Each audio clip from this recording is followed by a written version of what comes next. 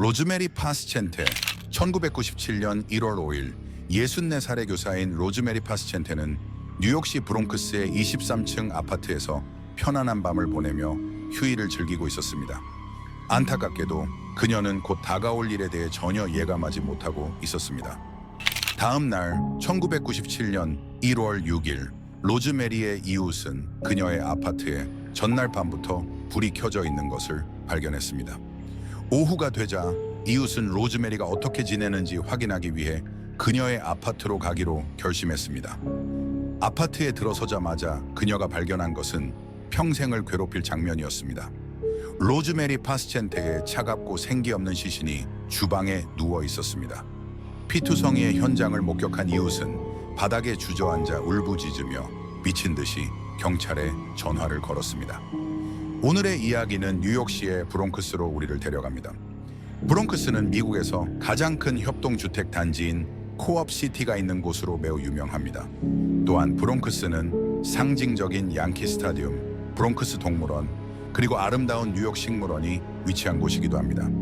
맨해튼과 같은 고급 지역 근처에서 살고 싶지만 임대료를 절약하고 싶은 사람들에게 브롱크스는 적합한 장소입니다. 그러나 이 아름다운 동네에는 어두운 면도 있습니다. 브롱크스는 미국에서 가장 위험한 지역 중 14번째로 꼽힙니다. 그곳에서 폭력 범죄의 희생자가 될 확률은 128분의 1입니다. 이는 매우 위험한 곳이라는 의미입니다. 이 사실은 우리가 1997년으로 돌아가 64살의 여성이 자신의 아파트에서 잔인하게 살해된 사건을 떠올리게 만듭니다. 로즈메리 파스첸테는 1932년 7월 28일에 태어났습니다. 그녀의 초기 생애에 대해서는 거의 알려진 바가 없지만 확실한 것은 그녀가 결혼하지 않았다는 사실입니다. 로즈메리는 대부분의 인생 동안 자신의 일에만 집중하는 조용한 성격의 여성이었습니다. 1972년에 그녀는 코업 시티의 아파트로 이사했습니다. 이후 25년 동안 혼자 살면서 교사로 일했습니다. 그녀는 꽤 단조로운 삶을 살았지만 가끔은 건물에서 친해진 이웃들과 시간을 보내기 위해 외출하곤 했습니다. 1997년 1월 5일 일요일은 동네에서 꽤 추운 날이었고 로즈메리는 집에 머물기로 결정했습니다. 밤이 지나고 월요일 아침 1997년 1월 6일 로즈메리는 그녀가 일하는 학교에 나타나지 않았습니다. 그녀의 아파트에서는 몇 번의 전화가 울렸지만 아무도 전화를 받지 않았습니다. 로즈메리의 한 이웃은 이상한 점을 알아차렸습니다. 그녀의 아파트에 불이 밤새도록 켜져 있었습니다. 그러나 당시에는 큰 문제로 생각하지 않았습니다. 하지만 그녀의 친구에게 여러 차례 전화를 걸었지만 하루 종일 응답이 없자 그녀는 매우 걱정되었습니다. 그래서 오후에 6시 15분에 이웃은 로즈메리가 어떻게 지내는지 확인하기로 결정하고 그녀의 아파트로 향했습니다. 아파트 문에 다다랐을 때 그녀는 불길한 예감을 느꼈습니다. 아파트 문이 살짝 열려 있었습니다. 따라서 그녀는 천천히 들어가 작은 발걸음으로 움직였습니다. 그녀가 무엇을 발견할지 두려워하며 그리고 그렇습니다. 이웃의 최악의 두려움은 주방에서 피웅덩이 속에 누워있는 로즈메리의 시신을 발견하면서 현실이 되었습니다. 그녀는 끔찍한 장면에 겁에 질려 비명을 질렀고 곧 정신을 차리려 했습니다. 즉시 그녀는 미친 듯이 당국에 신고하였고 곧 뉴욕 경찰국의 조지 우드 형사와 커티스 오츠 중사가 범죄 현장을 조사하기 위해 도착했습니다. 로즈메리의 시신은 거의 완전히 피에 덮여 있었습니다. 그녀는 엎드린 상태로 있었고 길이 9인치의 칼이 여전히 그녀의 등에 꽂혀 있었습니다. 희생자의 몸에 여러 개의 자상 흔적을 관찰한 형사들은 그녀가 매우 고통스러운 죽음을 당했음을 추정할 수 있었습니다. 그들 중 한 명의 말에 따르면 등과 목 부위에 20번이나 25번의 자상이 있었고 머리에도 한두 번의 자상이 있었습니다. 그녀는 누군가와 싸웠던 것으로 보였습니다. 또한 그녀의 오른손에 방어 상처가 있는 것을 관찰했는데 그녀는 공격자와 싸우기 위해 최선을 다했습니다. 형사들은 또한 로즈메리의 목이 베었고 방어 상처로 보아 그녀가 공격자와 싸웠다는 것을 확인했습니다. 아파트 밖 복도에서도 그들의 이론을 뒷받침하는 더 많은 증거가 있었습니다. 형사들은 엘리베이터 옆 벽에 혈흔이 흩어져 있는 것을 발견했지만 엘리베이터 안에는 혈흔이 없었습니다. 이것은 형사들로 하여금 건물의 계단과 10번째 층을 조사하게 만들었습니다. 그리고 계단을 통해 또 다른 혈흔을 발견했습니다. 수사관들은 이제 싸움 중 어느 시점에서 로즈메리가 공격자에게 상처를 입혔을 가능성이 있다고 믿었습니다. 그들은 엘리베이터 벽에 흩어진 혈흔과 로즈메리의 아파트 아래 13층 아래 계단에서 발견된 혈흔이 그녀를 죽인 사람의 것이라고 확신했습니다. 이것은 형사들에게 여성의 살인자가 어떻게 건물을 탈출했는지에 대한 아이디어를 주었습니다. 처음에는 엘리베이터를 타고 피 묻은 손으로 버튼을 눌러 벽에 자국을 남겼다고 생각했지만 아마 엘리베이터가 너무 오래 걸리자 그의 어지러운 모습 때문에 엘리베이터 안에 누군가가 의심할 수 있다고 생각했습니다. 그래서 그는 주목받지 않고 건물에서 빠져나가기 위해 계단을 이용하는 것이 더 좋다고 생각했고 그렇게 했습니다. 혈흔이 사건에서 강력한 증거였지만 그것이 형사들에게 살인자가 누구인지에 대한 단서를 제공하지 않았습니다. 샘플이 보관되었고 향후 테스트와 사용을 위해 보존되었습니다. 나중에 부검 결과 로즈메리가 총 39번이나 찔린 것이 확인되었고 그중 8개의 상처가 등에 있었습니다. 로즈메리의 등에 꽂혀 있던 칼은 그녀 자신의 주방 세트에 속한 것으로 형사들은 로즈메리의 살해가 사전에 계획되지 않았을 가능성이 높다고 믿었습니다. 그들은 공격자가 로즈메리의 아파트에 들어갔을 때 처음에는 그녀를 죽일 의도가 없었지만 싸움이 일어나면서 결국 그렇게 했다고 결론지었습니다. 아파트에서 몇 가지 물건이 사라진 것으로 보아 도둑질이 이번 비극적인 사건의 동기였을 가능성이 높았습니다. 살해 사건이 발생한 며칠 후 로즈메리의 장례식이 코네티컷주 하트퍼드 카운티의 그랜비에 있는 그랜비 묘지에서 열렸습니다. 그녀의 사랑하는 사람들이 모여 그녀에게 경의를 표했고 그녀는 묻혔습니다. 몇 주와 몇 달이 흘렀지만 사건에 대한 새로운 발전은 없었습니다. 강력한 증거와 설득력이 있는 이론이 있었음에도 불구하고 형사들은 추적할 단서를 찾는데 어려움을 겪었습니다. 곧 경찰은 뉴욕에서 일어난 새로운 일련의 살인사건에 주의를 기울였고 로즈메리의 사건은 미제로 남았습니다. 2년이 넘게 지난 후 1999년 5월 NYPD의 케빈 로울러 형사가 미제 사건팀에 배정되었고 로즈메리에서 그는 사건을 진행할 방법에 대한 아이디어를 떠올렸습니다. 나는 현장에서 회수된 혈흔을 코디에스 시스템에 입력하여 체포된 적이 있고 DNA 샘플을 제공한 알려진 인물이나 혈액 샘플과 비교해달라고 요청했습니다. 케빈 형사는 마크 테빈스 형사의 도움을 받아 엘리베이터 벽과 계단에서 발견된 혈흔 샘플을 재검토하도록 했습니다. 범죄과학부서는 로즈메리의 살인범의 DNA 프로필을 개발하여 CODIS 결합 DNA 지수 시스템라고 하는 국가 DNA 데이터베이스에 업로드했습니다. 이제 형사들이 해야 할 일은 일치하는 것이 나오기를 기다리며 희망을 갖는 것이었습니다. 2년 후 2001년 8월 20일 케빈 형사는 로즈메리 사건과 관련된 NYPD 범죄 실험실로부터 전화를 받았습니다. 범죄 현장에서 회수된 혈흔이 찰스 존스라는 남자의 것과 일치한다는 통보를 받았습니다. 마침내 코디스를 통해 일치하는 인물이 확인되었고 그는 당시 28세의 찰스 존스라는 인물이었습니다. 케빈 형사는 이 전화를 간절히 기다려왔으며 이제 필요한 정보를 얻었으니 더 철저히 조사하기로 결심했습니다. 그는 실수를 하지 않기 위해 찰스 존스의 신원을 철저히 조사하기로 했습니다. 그는 존스의 신원을 확인하고 흥미로운 정보를 발견했습니다. 나는 그의 신원 조사를 하였고 그가 광범위한 범죄 전력을 가지고 있다는 것을 발견했습니다. 또한 그는 이전 강도 사건으로 인해 감옥에 갇혀 있었으며 그때도 그의 피해자를 칼로 위협했던 사실을 발견했습니다. 원래 찰스 존스는 로즈메리의 살인사건과는 연관이 없었습니다. 그러나 그는 1998년 8월 13일에 코업시티의 또 다른 거주자를 대상으로 한 강도 및 폭행 사건에 대해 유죄를 인정하고 수감된 후 2001년 8월 10일에 석방되기 전 DNA 샘플을 제공해야 했습니다. 그리고 2001년 8월 20일 존스의 DNA 프로필이 코디스에 업로드되었고 이는 로즈메리의 살인범의 DNA와 일치했습니다. 또한 로즈메리의 살인 당시 존스는 코업시티에 살고 있었으며 그녀의 아파트에서 몇 블록 떨어진 곳에 살고 있었습니다. 이 사실은 존스에 대한 형사들의 의심을 더욱 확고하게 만들었지만 여전히 케빈 형사가 그를 기소하기에는 충분하지 않았습니다. 케빈 형사는 혈흔 샘플이 찰스 존스를 살인사건 현장에 위치시키는 중요한 증거였지만 이는 그를 로즈메리의 아파트 내부, 즉 살인사건이 발생한 장소에 연관시키는 증거는 아니라고 재빨리 깨달았습니다. 이로 인해 케빈 형사의 이론이 완전히 무너질 수 있었고 존스가 도망칠 기회를 얻을 수도 있었습니다. 그래서 케빈 형사와 테빈스 형사는 더 많은 정보를 얻고 존스를 수감할 수 있는 더 확실한 증거를 확보해야 했습니다. 내 이론은 이 살인사건에 연루된 인물이 누군가를 상대로 강도질을 하기 위해 그 건물에 들어왔고 어떤 사람의 아파트에 침입할 기회를 찾고 있었다는 것이었습니다. 그 혈흔과 범죄 현장 사이에는 꽤 거리가 있었기 때문에 그의 혈흔이 어떻게 5번째 층 복도에 남겨졌는지를 확립해야 했습니다. 그들은 존스의 집으로 가서 그와 이야기하기로 결정했습니다. 우리는 그의 보호 관찰관을 통해 그를 찾아보려고 했고 그에게 체포영장이 있다는 사실을 발견했습니다. 그래서 그를 체포하고 이야기하려는 계획을 세웠습니다.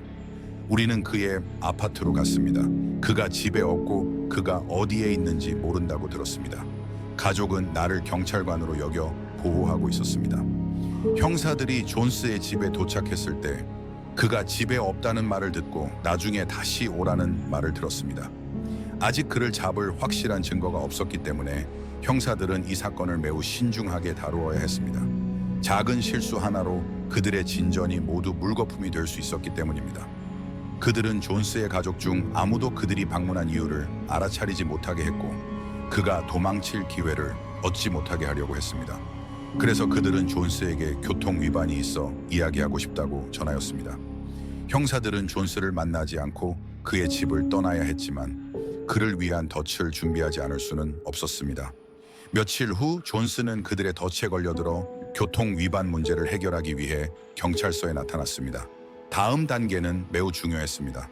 왜냐하면 곧 존스는 그들이 그를 부른 진짜 이유를 깨닫게 될 것이기 때문입니다. 형사들은 존스에게 따뜻한 분위기를 만들어주고 싶었습니다. 우리는 그가 교통 위반으로 체포된 것이라고 믿게 만들었습니다. 우리는 그를 경찰서로 데려갔고 처음에는 사무실에 앉혔습니다. 점심을 주고 소다를 가져다 주며 그를 편안하게 해주려고 했습니다. 말하자면 친구가 된 것처럼 행동했습니다. 30분간 존스에게 친절하게 대하다가 형사들은 신문을 시작했습니다. 그에게 그 장소에 간 적이 있느냐고 물었을 때 그는 그 건물에 가본 적이 없다고, 그 건물에 갈 필요가 없다고 말했습니다. 그래서 그 순간 나는 그가 거짓말을 하고 있다는 것을 알았습니다. 존스는 긴장한 모습이었지만 아직 무너지지 않았습니다. 그래서 형사들은 그의 자신감을 흔들기 위해 몇 가지 사실을 던졌습니다. 그들은 로즈메리의 아파트 건물에서 발견된 혈흔이 그의 것이라고 말했으며 그것이 로즈메리 살인사건과 그를 연결할 수 있는 충분한 증거라고 했습니다. 그는 나를 바라보며 나는 한때 식료품 배달을 했었고 어느 날 카트를 사용하다가 손을 베었습니다. 아마 그때 내 피가 그 건물에 묻었을 겁니다. 라고 말했습니다. 그래서 나는 그렇다면 왜 내 피가 이 여자가 살해된 그 건물에서 발견된 거야? 네가 그걸 설명할 수 있겠니? 라고 물었습니다. 그는 뒤로 물러서서 나를 바라보더니 고개를 숙이고 한동안 침묵을 지켰습니다. 이 정보를 듣고 존스는 자신의 이야기를 바꾸기 시작했습니다. 그러나 상황은 여전히 진전되지 않았습니다. 케빈 형사는 존스를 완전히 굴복시켜 명확한 자백을 얻기 위해 더 강력한 조치를 취하여야 했습니다. 그는 자신의 책상으로 가서 봉투 하나를 꺼내 사진들을 꺼내어 존스 앞에 테이블에 놓았습니다. 사진에는 로즈메리의 차갑고 움직이지 않는 시신이 주방 바닥에 누워있는 모습이 담겨 있었습니다. 케빈 형사는 이것이 존스가 자신의 죄를 인정하도록 만들 것이라고 생각했지만 그는 틀렸습니다. 그는 즉시 사진을 보지 않았습니다. 그는 단지 고개를 숙인 채 바닥을 바라보고 있었습니다. 이후 그는 고개를 들고 내가 보여준 피해자의 사진들을 보기 시작했습니다. 그것은 결코 유쾌한 장면이 아니었습니다. 그리고 나는 이봐, 알겠어? 난 너를 이 살인 사건으로 기소할 거야 라고 말했습니다. 그는 아무런 대답도 하지 않았습니다. 신문은 8시간 동안 더 계속되었고 결국 존스는 굴복하여 살인 사건을 자백하고 8년형을 요구하는 유죄 협상을 제안했습니다. 그는 뒤로 기대어 사진들을 다시 보면서 글쎄 당신이 8년형을 받을 수 있다고 보장해 줘야겠어 라고 말했습니다. 존스는 살인사건의 전면 자백을 대가로 8년형을 받을 것이라고 보장할 수 없다고 말했습니다. 나는 지방검사와 이야기할 것이다. 당신과 당신의 변호사가 지방검사와 합의한 것은 내 손을 벗어났다고 말했습니다. 그것으로 존스 씨는 나에게 모든 이야기를 말하기로 결정했습니다. 그때까지 존스는 자신이 이 공영에서 벗어날 길이 없다는 것을 깨달았습니다. 한 가지 방법 또는 다른 방법으로 그는 결국 굴복해야 했고 자신의 행동에 대해 대가를 치러야 했습니다. 다행히도 존스는 현명하게 선택했습니다. 그에 대한 혐의를 부인하는 대신 그는 형량이 경감될 수 있다는 희망을 가지고 케빈 형사에게 전면 자백을 하기로 결정했습니다. 그는 차 문을 열고 나를 보았고 겁에 질렸습니다. 나는 그녀에게 내가 식료품을 배달하러 왔다고 말하려 했습니다. 그녀는 칼을 잡았고 나는 그 칼을 빼앗으려고 하면서 그녀를 찔렀습니다. 존스에 따르면 모든 사건은 단순한 오해에서 비롯되었습니다. 그는 로즈메리가 먼저 그를 공격했고 그는 단지 자기 방어를 했다고 주장했습니다. 기본적으로 그는 무작위로 사냥하고 있었습니다. 이 여성은 기회주의적인 피해자였습니다. 파스첸테 여사가 존스를 대면했을 때 그녀는 자신의 주방 서랍에서 칼을 꺼내어 그녀의 아파트에 갑자기 침입한 이 낯선 사람을 방어하려고 했습니다. 그 과정에서 싸움이 벌어졌고 존스는 그녀에게서 칼을 빼앗아 그녀의 몸을 반복적으로 찔렀으며 그녀의 목을 베었습니다. 이후 존스 씨는 그냥 아파트를 떠나 몇 가지 물건을 가져갔다고 말했습니다. 그것이 전부였습니다. 그러나 이 자백은 형사들에게 완전히 설득력 있게 다가오지 않았습니다. 사건 당시 존스는 23세였고 키는 거의 183cm였으며 키가 크고 체격이 좋은 남자였습니다. 154cm의 노인으로부터 자신을 방어하려 했다는 이야기는 조작된 이야기처럼 보였습니다. 비록 이것이 사전에 계획된 살인으로 보이지는 않았지만 형사들은 존스가 진정으로 자기 방어를 했다는 사실을 완전히 납득하지 못했습니다. 찰스 존스는 2001년 8월 24일 금요일에 체포되어 로즈메리 파스첸테의 강도 및 살인 혐의로 기소되었습니다. 존스에게는 만약 그가 법정에서 자신에 대한 혐의를 부인하고 패소한다면 살인 재판이 길게 이어지며 사형 판결을 받을 가능성이 있다고 통보되었습니다. 2002년 1월 10일 아침 브롱크스 카운티 법원에서 존스는 1급 살인 혐의에 대해 유죄를 인정했고 19년 형을 선고받았습니다. 찰스 존스의 체포는 브롱크스의 많은 주민들에게 안도감을 주었지만 특히 로즈메리의 친절한 이웃들에게 더 큰 위안을 주었습니다. 비록 그녀의 친구는 오래전에 세상을 떠났지만 그녀는 결코 잊혀지지 않을 것입니다. 로즈메리 사건의 해결은 그녀의 가족과 친구들에게 엄청난 안도감을 가져다 주었습니다. 로즈메리의 한 이웃이자 친구인 벨린다 베일리는 그녀의 친구가 사망한 사건이 거의 4년 동안 미제로 남았다고 말했습니다. 그 4년은 그녀에게 가장 고통스러운 시간이었습니다. 그녀는 로즈메리의 아파트 끝 복도에서 바로 살았고 그 복도를 지날 때마다 그녀를 떠올렸습니다. 그레첸 해링턴, 1975년 8월 15일 아침 11시 23분에 마플 경찰서로 한 통의 전화가 걸려왔습니다. 전화한 사람은 여름 성경 캠프를 운영하는 목사 데이비드 잔스트라였습니다. 그의 보고는 소름 끼쳤습니다. 8살의 소녀 그레첸 해링턴이 실종되었다는 것이었습니다. 그레첸은 펜실베이니아 주 델라웨어 카운티에 있는 집을 떠나 캠프에 가기 위해 약 800m 정도를 걸어가려 했지만 도착하지 못했습니다. 그레첸을 찾기 위한 필사적인 수색이 즉시 시작되었지만 결과는 없었습니다. 2달 후 1975년 10월 14일 리들리 크릭 주립공원에서 그레첸의 해골이 발견되었습니다. 이 충격적인 발견에도 불구하고 범죄는 미제로 남았으며 지역사회는 혼란과 불안을 겪었습니다. 오늘의 이야기는 펜실베이니아 주 델라웨어 카운티에 위치한 마플 타운십으로 우리를 데려갑니다. 2015년 기준으로 인구는 23,000명이 넘었습니다. 마플 타운십은 브루몰 필드와 마플 가든 같은 여러 흥미로운 명소를 자랑합니다. 마플은 미국 평균 범죄율보다 낮은 범죄율로 살기에 비교적 안전한 장소입니다. 범죄율은 0.17로 펜실베이니아에서 가장 안전한 마을 중 하나입니다. 이곳에서 그레첸 해링턴의 이야기가 시작되었습니다. 1967년 6월 13일 그레첸 엘리너 해링턴이 해롤드 보이드 해링턴과 애나 해링턴에게서 태어났습니다. 그 당시에 그녀의 아버지 해롤드는 장로교회에서 목사로 일하고 있었습니다. 저는 여기에서 자랐습니다. 그녀는 언덕 아래에 살고 있었고 교회, 그녀의 아버지는 그곳에서 목사였습니다.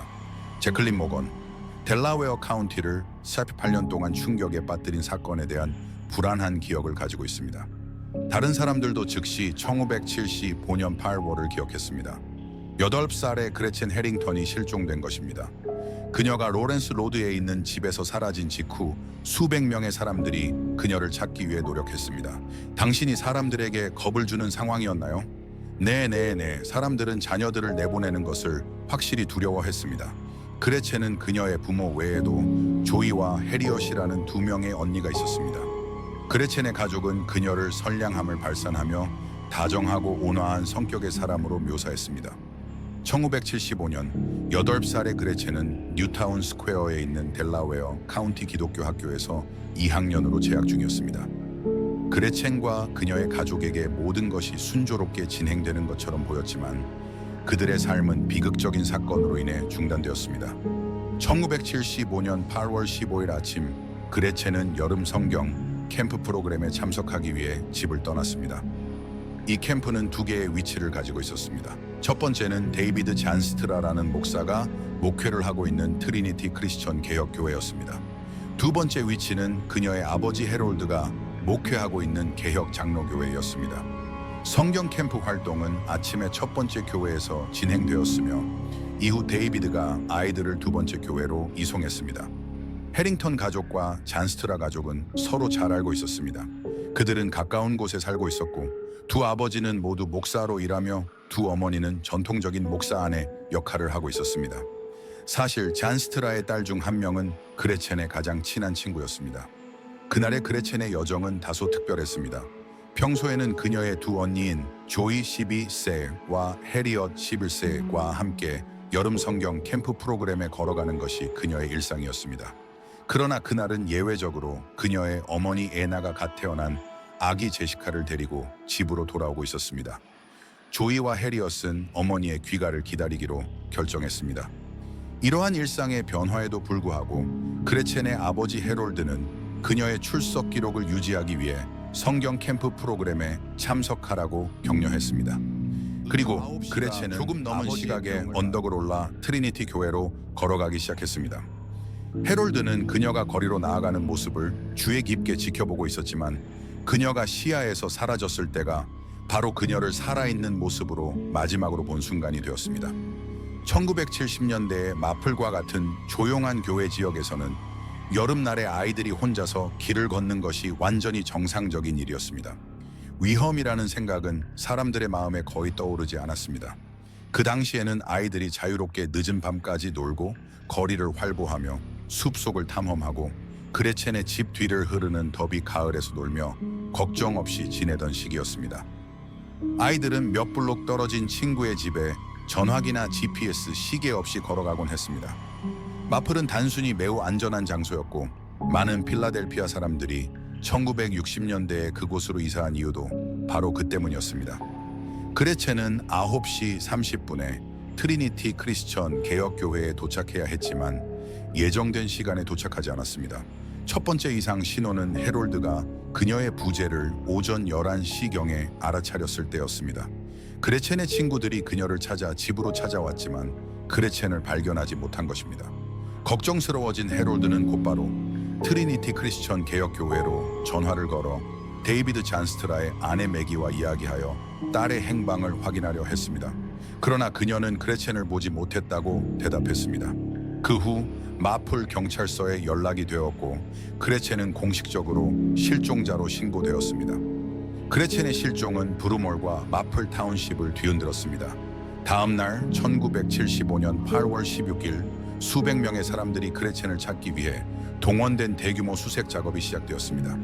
이 작업에는 자원소방대원과 수색견 부대가 양쪽 가을과 들판, 숲 지역을 탐색하는 것을 포함했습니다. 펜실베이니아주 경찰 헬리콥터가 지속적으로 공중에서 지역을 스캔했습니다. 그러나 1975년 8월 17일 실종된 지 이틀 만에 경찰은 작업을 중단해야 했습니다. 단서가 거의 없었기 때문입니다. 경찰서장 다니엘 헤네시가 지역신문에 털어놓은 바에 따르면 그들은 그녀의 행방에 대한 단서를 전혀 가지고 있지 않았습니다. 이 상황은 도시 전체를 공포에 빠뜨렸고 지역사회의 안정감이 근본적으로 흔들렸습니다. 그때가 정말 무서운 시기였고 사람들은 자녀들을 내보내는 것을 두려워했었습니다. 이에 대한 대응으로 친구들과 가족들은 지나가는 차량 운전자들에게 전단지를 배포하기 시작했습니다. 이 전단지에는 그레첸의 가장 최근 학교 사진이 있었고 어린 시절의 사랑스러운 웃음과 이가 하나 빠진 모습이 담겨 있었습니다. 정보 부족은 추측과 수많은 미해결 질문을 초래했습니다. 그녀가 가출했을까? 실수로 가을에서 익사했을까? 혹시 낯선 사람이 그녀를 납치했을까? 아니면 아는 사람의 소행이었을까? 그레첸의 실종을 둘러싼 미스터리는 모든 이들에게 깊은 우려와 당혹감을 안겨주었습니다. 그레첸이 실종된 후 며칠 동안 경찰은 정보를 수집하고 실종 당시의 상황을 파악하기 위해 노력했습니다. 1975년 8월 19일에 경찰이 데이비드 잔스트라와 인터뷰한 것은 중요한 인터뷰 중 하나였습니다. 이 대화에서 데이비드는 그레첸이 실종된 날 아이들을 교회로 이송했으나 그레첸은 그날 보지 못했다고 주장했습니다. 8월이 지나고 9월이 되자 그레첸의 언니 조이와 해리엇 해링턴은 델라웨어 카운티 기독교 학교로 돌아갔습니다. 그러나 동급생들은 그들에게 접근하기 어렵게 느끼며 어떤 말을 해야 할지 몰랐습니다. 전통적인 수사 방법이 결과를 내지 못하자 경찰은 비전통적인 방법을 시도했습니다. 그들은 주디스 리차드슨 하임즈라는 영매에게 도움을 요청했습니다. 그녀는 수백 건의 범죄 사건을 해결하는 데 기여한 경험이 있었고 특히 실종된 어린이 사건에서 능력을 발휘한 인물입니다. 1975년 9월 주디스는 경찰들과 함께 앉아 그녀의 예측을 했습니다. 그녀는 그레첸이 사망했다고 믿고 있었습니다. 한 달 후 1975년 10월 14일 리들리 크릭 주립공원을 달리던 한 주자가 숲속에서 시체를 발견했습니다. 처음에 그가 발견한 것이 확실치 않았지만 인간의 손톱을 발견한 후 상황의 심각성을 깨달았습니다. 주자는 즉시 경찰에 연락했습니다. 그레첸의 부모는 그와 함께 발견된 독특한 옷을 확인했고 그것이 그녀의 것임을 확인했습니다. 이후 법의학자는 치과 기록을 사용하여 그 시신이 그레첸임을 확인했습니다.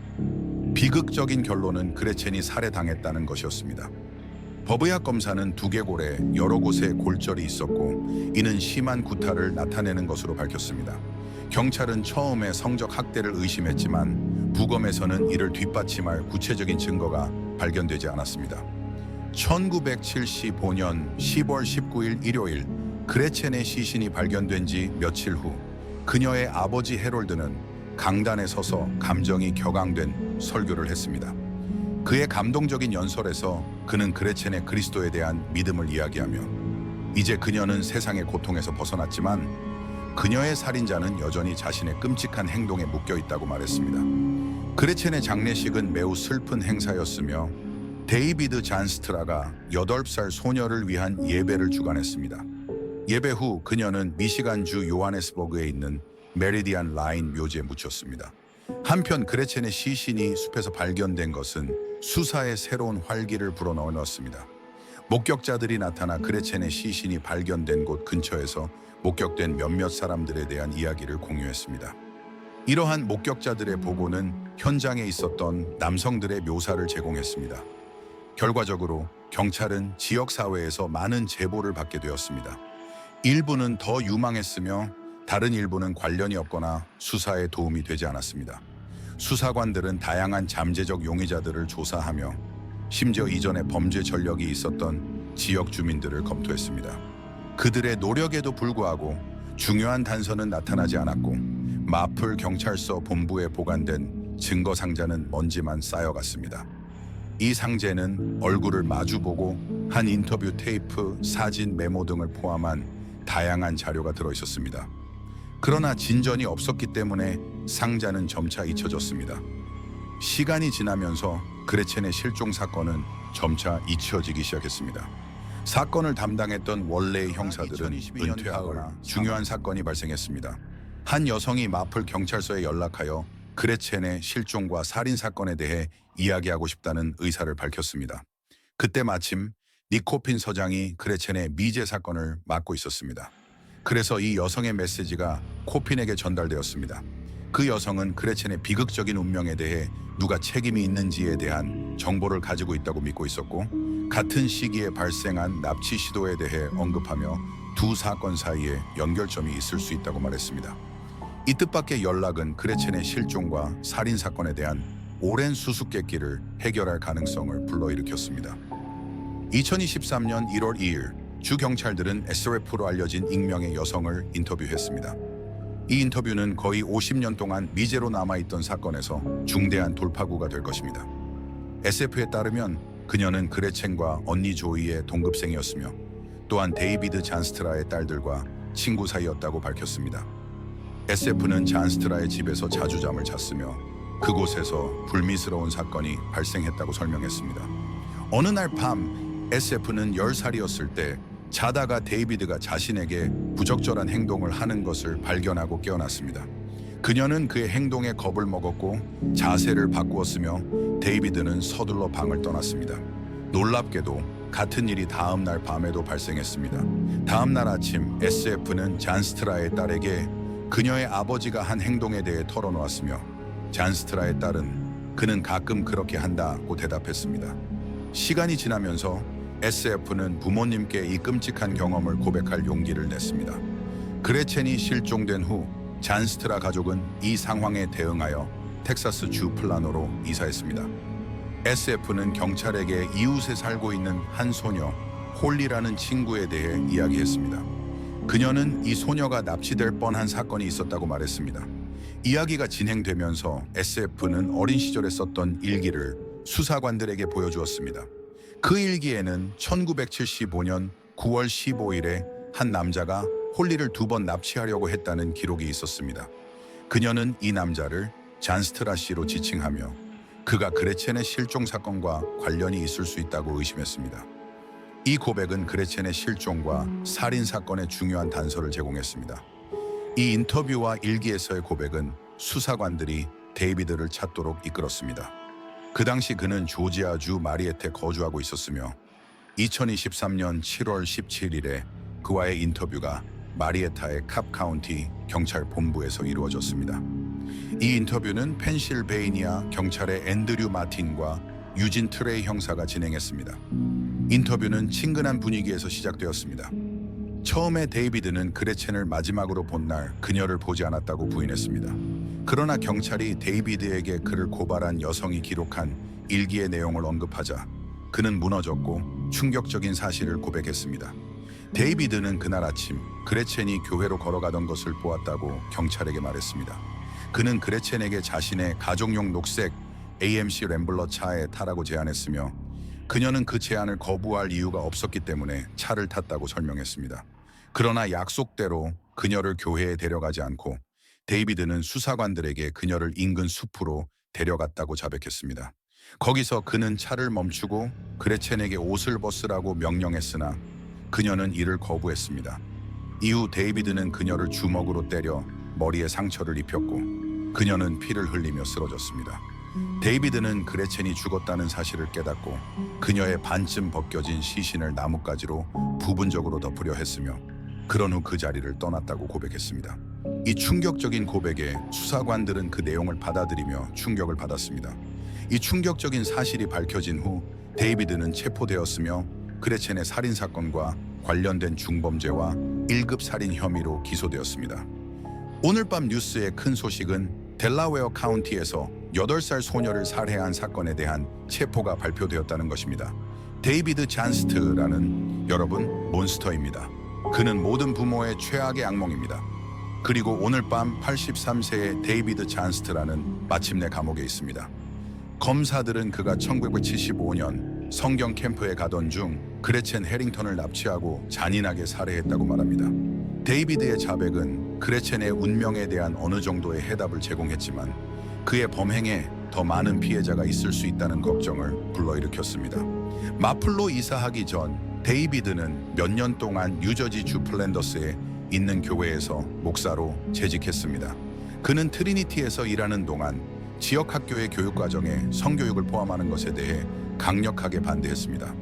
그레첸의 시신이 발견된 지 1년이 채 지나지 않아 잔스트라는 텍사스주 플라노의 교회로 가족을 옮겼고 그곳에서 7년 동안 교회를 이끌었습니다.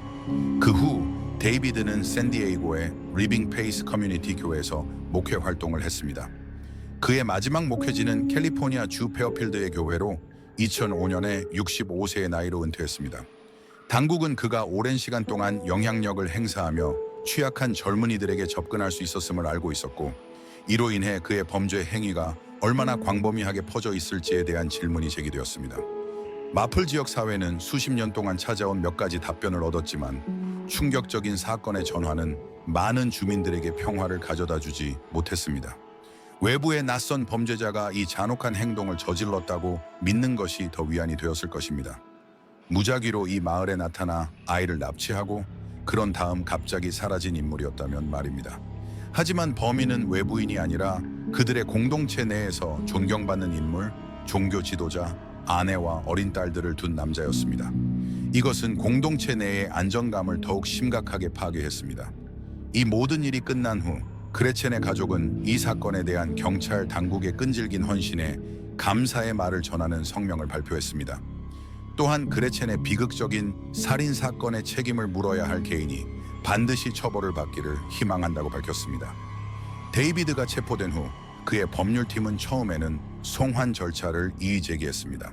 그러나 델라웨어 카운티의 지방 검사인 잭 스톨스타이머가 주지사 조쉬 샤피로의 사무실의 도움을 받아 자백한 범죄자를 펜실베이니아로 돌려보내기 위해 노력했습니다.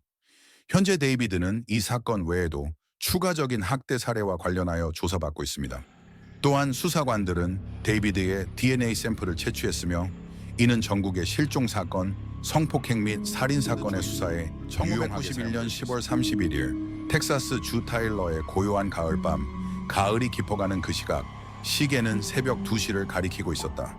평화로운 동네는 깊은 잠에 빠져 있었고 한쪽 모퉁이의 작은 집만이 끔찍한 사건의 현장이 될 것이라는 사실을 알지 못하고 있었다. 8살의 체드 초이스는 꿈에 빠져 침대에 누워 있었지만 그때 누군가가 조용히 집에 침입해 그를 어둠 속으로 납치해갔다. 처음에는 증거가 부족해 가출 사건으로 여겨졌으나 결정적인 48시간이 지나도 체드의 흔적을 찾지 못하자 수사관들에게는 악몽이 되기 시작했다. 미국의 10번째 대통령 존 타일러의 이름을 딴 타일러는 텍사스 주 북동부에서 가장 큰 도시로 흔히 장미의 수도 혹은 장미도시라고 불린다. 타일러는 장미의 생산, 재배, 가공에 있어 긴 역사를 가지고 있다. 매년 10월에는 수천 명의 관광객이 이 도시를 방문한다. 하지만 1991년 10월 체드 초이스가 흔적도 없이 사라지면서 이 도시는 평소와 달리 어두운 분위기에 휩싸였다. 어니스트 체드윅 초이스, 애칭으로 체드 초이스는 1983년 4월 26일 텍사스에서 태어났다. 그는 초이스 가정의 4자녀 중 한 명으로 그의 가족, 특히 어머니 카렌 일레인 초이스의 사랑을 듬뿍 받으며 자랐다. 체드는 외향적인 성격으로 주위에 많은 친구들이 있었고 자주 함께 어울려 놀곤 했다. 또한 그는 형제들과의 깊은 유대감과 애정 어린 관계로 잘 알려져 있었다. 그들은 자주 함께 즐거운 시간을 보냈다. 체드는 정기적으로 공원을 방문하며 활기차고 생동감 넘치는 모습을 보였다. 체드에게는 엔젤라 초이스라는 누나가 있었으며 그녀는 체드가 자전거 타기, 나무 오르기, 스포츠를 좋아했던 것을 따뜻한 기억으로 간직하고 있다. 다른 형제들에 대한 자세한 내용은 공개되지 않았다. 마미지 그리핀 초등학교에 재학 중이던 체드는 인생의 중요한 발달 단계에 있었다. 8살이었던 그는 아직 많은 미래가 남아 있었다. 하지만 운명은 종종 예기치 않은 방향으로 흐르며 체드의 운명도 이미 비극적으로 결정되어 있었다. 초이스 가족의 일상은 1991년 10월 31일 아침에 산산조각이 났다. 그날은 내 생일이었고 교회를 준비하면서 커피를 마시고 책을 읽고 있었다. 평소처럼 아이들을 깨우지 않기로 했다. 그 운명적인 아침, 체드의 어머니 카렌은 일찍 일어나 아이들을 깨우지 않고 교회에 갔다. 하지만 교회에 도착해 예배를 시작한 지 몇 분 되지 않아 카렌은 전화 한 통을 받았다. 딸이었는데 체드가 나와 함께 있는지 물었다. 나는 아니라고 대답했고 집에 두고 왔다고 했다. 그녀는 우리는 집 안 구석구석을 다 찾아봤지만 그를 찾을 수 없다고 말했다. 카렌은 급히 집으로 돌아와 체드를 찾기 시작했다. 이웃들에게 도움을 청했지만 집단적인 노력과 철저한 수색에도 불구하고 체드는 흔적도 없이 사라져버렸다.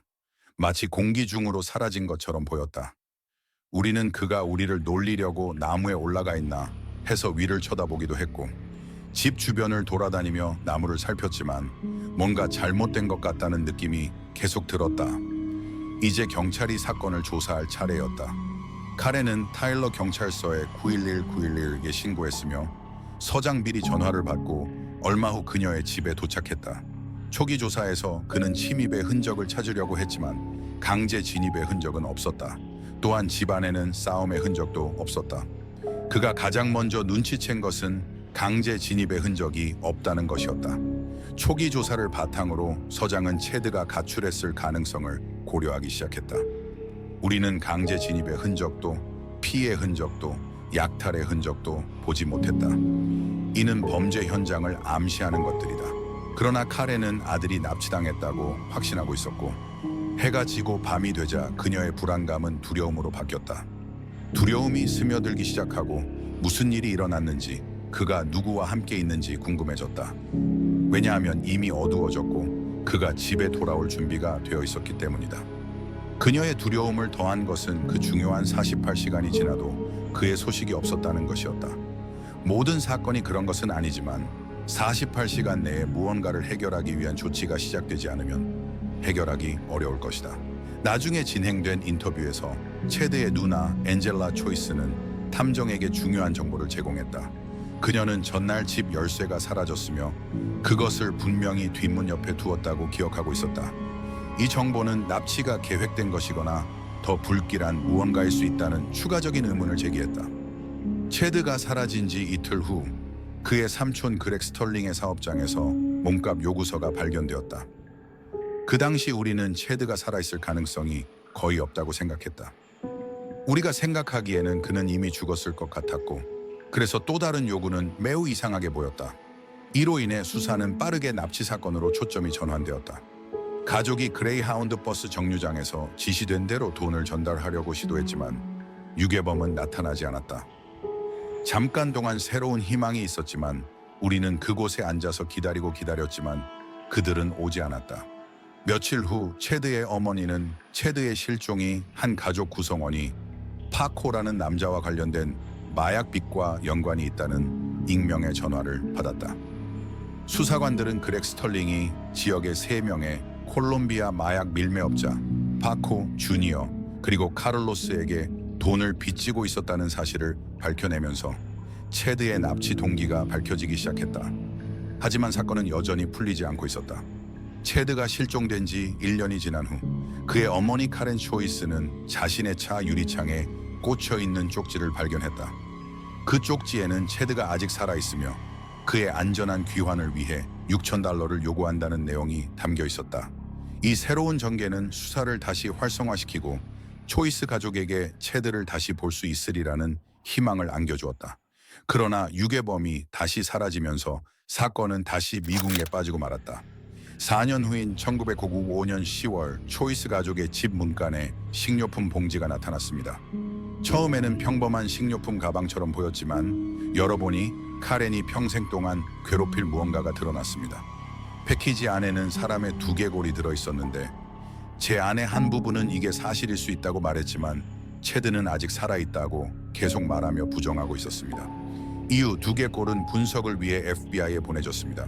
체드의 신원을 확인하기 위해 초이스 가족의 DNA 샘플이 채취되어 두개골의 DNA와 비교되었습니다. 이러한 노력에도 불구하고 결과는 여전히 불확실했습니다. 이후 두개골은 보다 정밀한 법의학적 인류학 분석을 위해 텍사스의 한 대학으로 보내졌습니다. 때때로 특히 의료나 치과 기록이 많지 않은 아이들의 경우 우리는 다른 기술에 의존할 수 있습니다. 예를 들어 우리가 유골이 누구인지 알고 있다고 생각하면 해당 개인의 사진을 요청하여 유골과 사진을 비교하려 할 수 있습니다. 결과가 돌아왔고 불행히도 법의학 분석이 두개골이 실제로 체드의 것임을 밝혀내면서 카렌의 최악의 두려움이 확인되었습니다.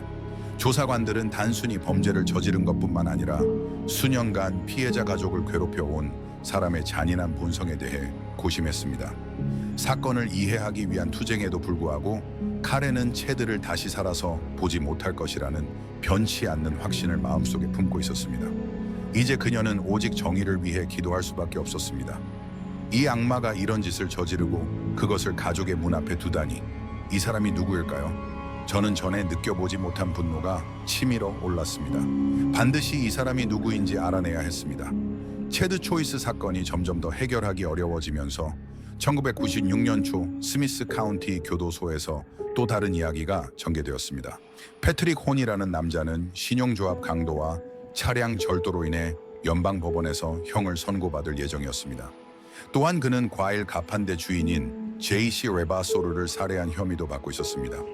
같은 신용조합이 또 도둑 맞았는데 똑같은 일이에요. 얼굴을 가린 두 남자는 무기를 들고 들어와 즉시 창구 직원을 덮치며 돈을 요구했다. 우리는 아마도 같은 두 사람에게 책임이 있을 것이라고 믿었습니다. 같은 방식으로 흑인 남성 2명이 마스크를 쓰고 보내거나 심지어 사형에 처할 운명이었다는 것이 분명해졌습니다. 그러나 우리가 이야기하고 있는 이 남자는 곧 체드 살인 사건의 중심 인물이 되었습니다. 이것은 그가 감옥에 있을 때 경찰에게 체드 초이스의 이름을 언급했을 때 발생했습니다.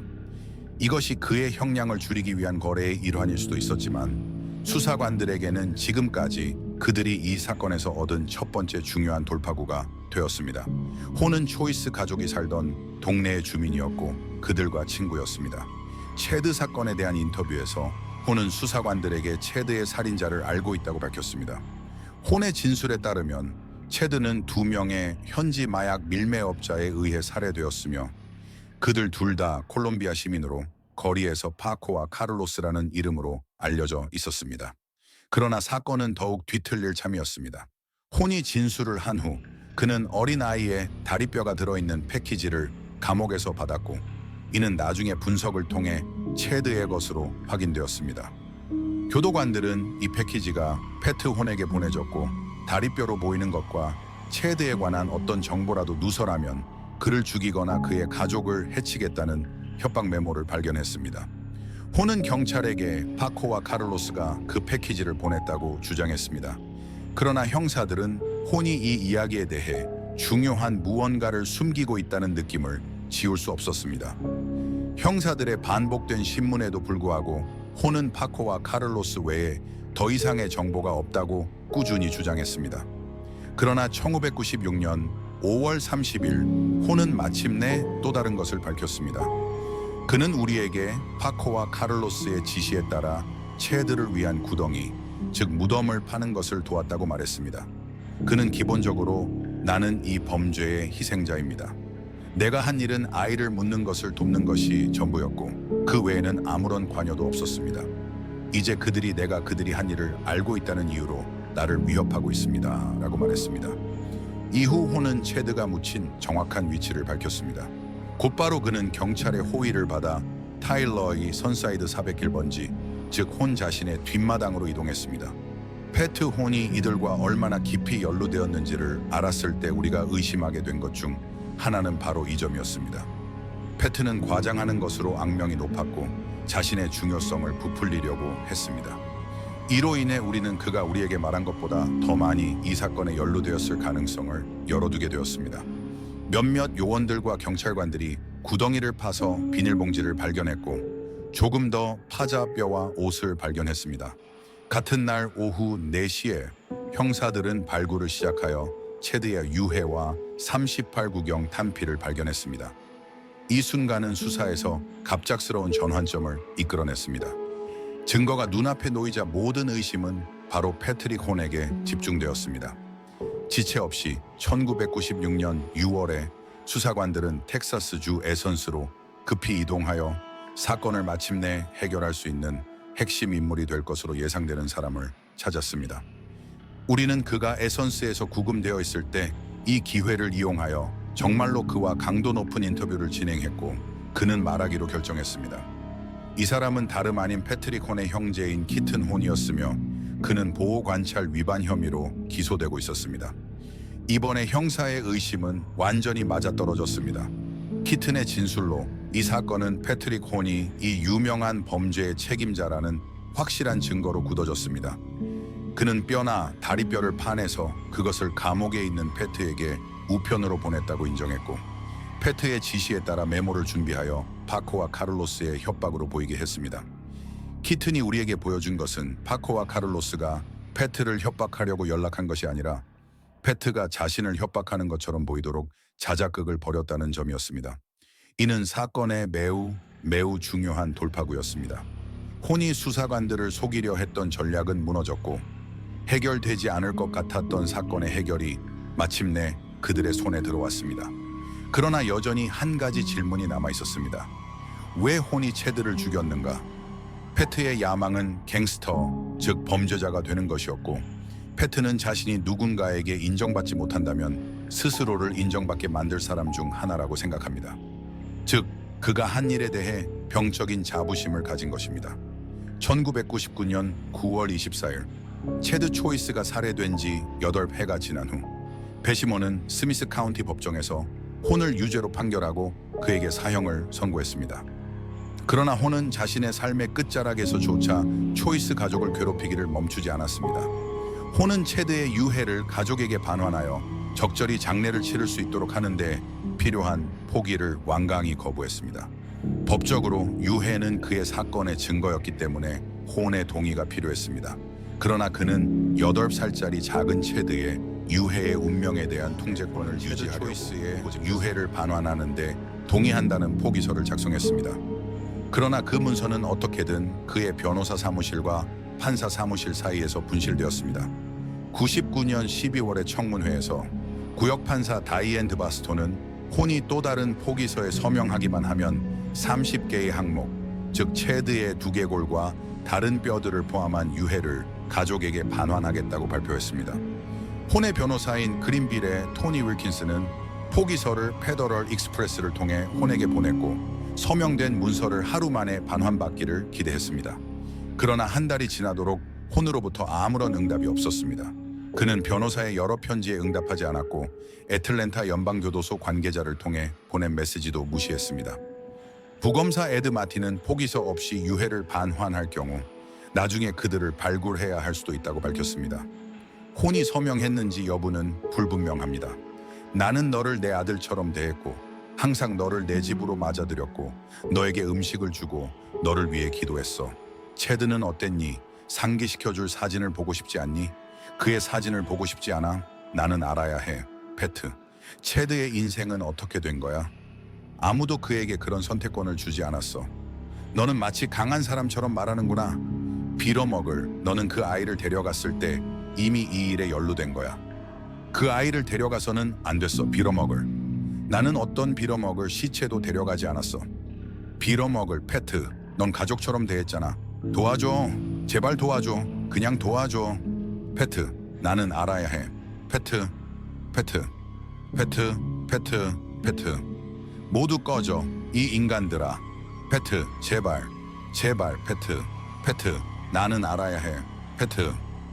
혼은 체드를 살해했을 때 17살이었습니다. 미국 대법원의 판결에 따르면 18살 미만의 사람은 사형에 처할 수 없기 때문에 그의 형은 종신형으로 감형되었습니다. 이는 카렌 초이스가 원했던 정확한 정의의 형태가 아닐 수 있지만, 그녀 알다시피 그녀는 패트릭 혼이 절대 석방되지 않을 것이라는 사실에서 위안을 얻을 수 있습니다. 파올라 일레라, 이스트 할렘, 뉴욕에서 1991년 1월 24일 오후 4시 45분에 13살의 파올라 일레라가 학교에서 집으로 돌아왔습니다.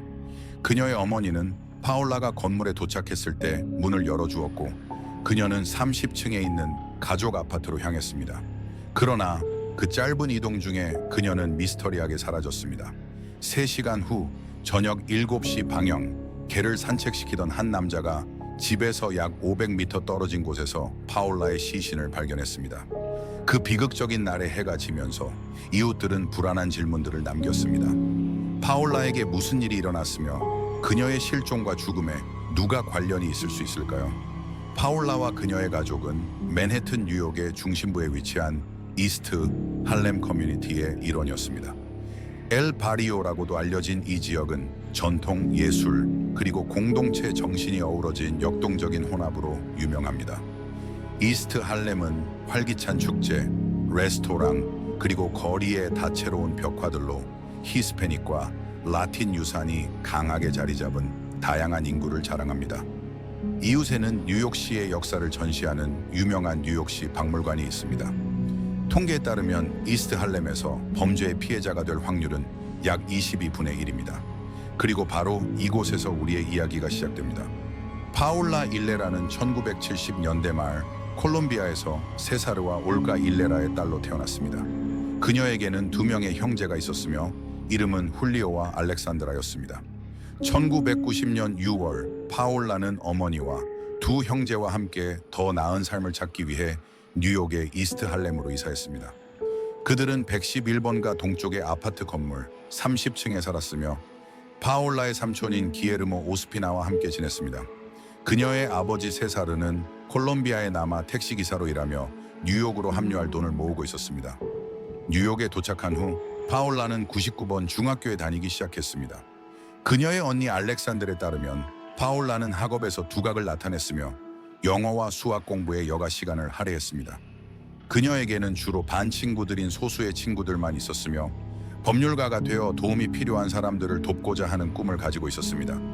그녀의 삼촌 기에르모는 파울라를 나이에 비해 매우 지적이고 성숙한 젊은이라고 묘사했으며 그녀는 나이를 뛰어넘는 생각을 했다고 말했습니다. 또한 파울라는 영어를 사랑했기 때문에 뉴욕에서 매우 행복했다고 언급했습니다. 그녀는 미래에 대한 많은 계획을 가지고 있는 소녀였습니다. 라고 그녀의 삼촌 기에르모가 말했습니다. 모든 것이 잘 풀리는 것처럼 보였던 파울라와 그녀의 가족은 갑작스러운 사건으로 인해 인생이 급변했습니다. 1991년 1월 24일의 추운 오후, 당시 겨우 13살이었던 파울라는 학교에서 나와 아파트 건물로 돌아왔습니다. 오후 4시 45분경 그녀는 건물 입구에 도착해 인터폰으로 아파트에 전화를 걸었습니다.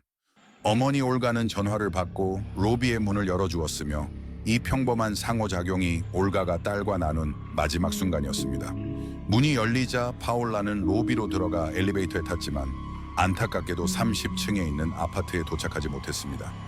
10분 후 파울라가 집에 도착하지 않자 그녀의 형제와 삼촌은 뭔가 잘못되었다는 불안감에 휩싸여 그녀를 찾기로 결심했습니다. 그들이 서둘러 로비로 내려갔을 때 로비는 완전히 텅 비어 있었습니다. 그들은 이웃에서 필사적으로 파울라를 찾기 시작했지만 그녀는 마치 공기 중으로 사라진 듯 보였습니다. 3시간 후 저녁 7시 방영, 개를 산책시키던 한 남자가 오싹한 발견을 했습니다. 그는 강 근처 길에 누워있는 생명이 없는 모습을 보았습니다.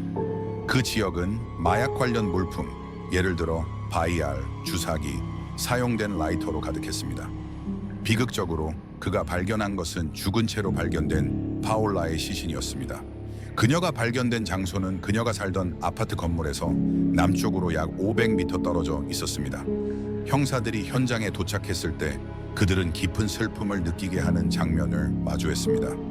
그녀의 가슴 중앙에 칼자국이 있었고 더 자세히 살펴보니 목에 끈이 감겨 있었으며 칼자국에서 피 가리키는 단서는 없었습니다. 파울라의 시신에서 발견된 유일한 물건은 그녀의 손목에 착용한 뉴키즈 온더 블록 시계와 주머니에 들어있던 분필 조각이었습니다. 파울라의 죽음은 그녀의 가족뿐만 아니라 이웃 전체에 깊은 영향을 미쳤습니다. 그녀의 어머니 올가는 슬픔에 잠겨 딸의 죽음을 받아들이기 위해 고군분투했습니다. 파울라의 학교 학생들과 교사들도 충격에 빠졌습니다. 이 비극 이후 교사들은 파울라와 가까웠던 학생들을 돕기 위해 학생들과 회의를 가졌으며 그들의 슬픔을 이겨낼 수 있도록 도왔습니다. 또한 교사들은 모든 학생에게 안전상의 이유로 그 지역에서 혼자 걷지 말라고 충고했습니다. 사건에 대한 대응으로 기자들은 학교에 접근할 수 없었으며 교장과 교육청 관계자들은 그들과 대화를 거부했습니다. 형사들은 수많은 해결되지 않은 질문들과 마주하게 되었습니다. 그들은 파울라의 시신이 발견된 지역에서 목격자를 찾기 위해 32층 건물을 집집마다 수색했습니다. 불행히도 그 지역에서 그녀를 본 사람은 아무도 찾을 수 없었습니다. 또한 형사들은 이 비극에 책임이 있는 사람의 외모에 대한 정보도 없었습니다. 파울라가 그녀의 시신이 발견된 고립된 장소에서 살해당했는지 아니면 다른 곳에서 살해당했는지는 불확실했습니다. 수사 과정에서 형사들은 몇 가지 중요한 정보를 수집했습니다. 파울라는 매주 수요일과 목요일에 학교에서 저널리즘 워크숍에 참석하기 위해 정규 수업 이후에도 학교에 남아있곤 했다는 것을 알게 되었습니다. 그녀가 비극적으로 살해된 그날, 파울라는 그녀의 아버지에 대한 기사를 작성하고 있었으며 그것을 발렌타인데이 선물로 보내기 위해 준비하고 있었습니다. 또한 그날 오후 파울라는 학교에서 워크숍을 마친 후 오후 4시경에 북쪽으로 퍼스트 애비뉴를 따라 친구와 함께 걸었으며 106번개에서 친구와 헤어진 후 그녀의 아파트 건물로 향했습니다. 조사 도중 형사들은 아론 워포드라는 또 다른 10대가 파울라와 함께 같은 엘리베이터에 탔다는 사실을 알게 되었습니다. 그러나 그와 이야기를 나눴을 때 그는 19층에서 내렸고 파울라는 계속해서 올라갔다고 주장했습니다. 그 결과 형사들은 그를 용의자로 간주하지 않기로 했습니다. 부검 결과 파울라가 겪었던 끔찍한 경험이 얼마나 끔찍한지 드러났습니다. 그녀는 성폭행을 당했고 목이 졸랐으며 심장 근처에서 3번 찔렸습니다. 검시관은 또한 그녀의 허벅지에서 이상하게 늘어난 자국을 발견했습니다. 파울라는 용감하게 폭행에 저항했고 공격자는 강제로 다리를 벌려 공격자의 손가락 모양과 일치하는 허벅지에 멍을 입힌 것이 분명했습니다. 검시관은 또한 그녀의 몸에서 남성의 머리카락을 수집하여 증거로 보관했습니다. 1991년 2월 2일 파울라의 시신은 퀸스의 이스트 엘머스트에 위치한 산 미겔 묘지에 안장되었습니다. 파울라가 비극적으로 살해된 지 4개월 후 그녀의 가족은 뉴욕의 플러싱으로 이사하기로 결정했고 그들은 폭력범죄 피해자와 그 가족을 돕는 비영리 민간 단체인 Victim Services로부터 지원을 받았습니다. 플러싱에서 올가는 또한 Victim Services가 운영하는 살인 피해자 가족을 위한 프로그램에 참여했습니다. 가족이 계속해서 적응하고 고통을 치유하면서도 그들은 파울라를 위한 정의를 얻기를 바랐습니다. 그러나 시간이 지남에 따라 파울라의 사건은 점점 더 해결이 어려워졌고 답을 찾는 것이 더욱 어려워졌습니다. 13살 소녀의 살인은 어느 도시에서든 어느 시대에서든 큰 뉴스가 되어야 했습니다. 그러나 1991년 폭력으로 가득 찬 뉴욕에서는 이스트 할렘에서 일어난 이 끔찍한 범죄가 대부분 주목받지 못했습니다. 1990년부터 1992년까지 뉴욕시는 매년 2,000건 이상의 살인사건을 보고했으며 뉴욕시의 5개 구에서 하루 평균 6구의 시신이 발견되었습니다. 불행히도 이들 대부분의 사건은 이스트 할렘, 사우스 브롱스, 이스트 뉴욕 브루클린과 같은 가난하고 주로 소수 민족이 사는 지역에서 발생했습니다. 안타깝게도 이러한 사건 중 극히 일부만이 언론의 주목을 받았으며 언론은 종종 더 세련된 범죄에 집중했으며 이는 주로 백인 부유층이 살고 있는 지역에서 발생한 사건들이었습니다. 언론이나 정치인들의 압력이 없었기 때문에 파울라의 사건은 우선순위가 낮은 살인사건이 되었습니다. 그 결과 그녀의 살인은 대부분의 1990년대 동안 미해결된 채로 남아 잊혀졌습니다. 1990년대 중반에 뉴욕시의 범죄율은 감소하고 있었습니다. 그러나 이스트 할렘의 주택 단지에서는 불길한 경향이 지속되었습니다. 연관성이 없어 보이는 일련의 사건들이 발생하기 시작했으며 이 사건들 모두 매력적인 청소년 소녀들을 대상으로 한 폭행과 살인을 포함했습니다. 그 소녀들이 흑인인지 히스패닉인지 상관없이 말입니다. 1994년에 15살 소녀가 칼을 든 공격자에게 공격을 당했습니다. 이 사건은 범인이 이후 4년 동안 여러 차례 반복할 범죄 패턴을 밝혀냈습니다. 그는 뒤에서 청소년들에게 접근해 그들을 외진 곳으로 데려가 자신의 옷으로 눈을 가리고 옷을 벗게 한 뒤 공격을 가했습니다. 놀랍게도 그 15살 생존자는 공격자의 인상착의를 제공할 수 있었습니다. 그는 근육질의 몸매를 가진 깔끔한 젊은이였으며 지나치게 자만심이 강했습니다. 놀랍게도 그는 피해자에게 자신처럼 잘생긴 사람에게 공격당한 것을 행운으로 여겨야 한다고 말했습니다.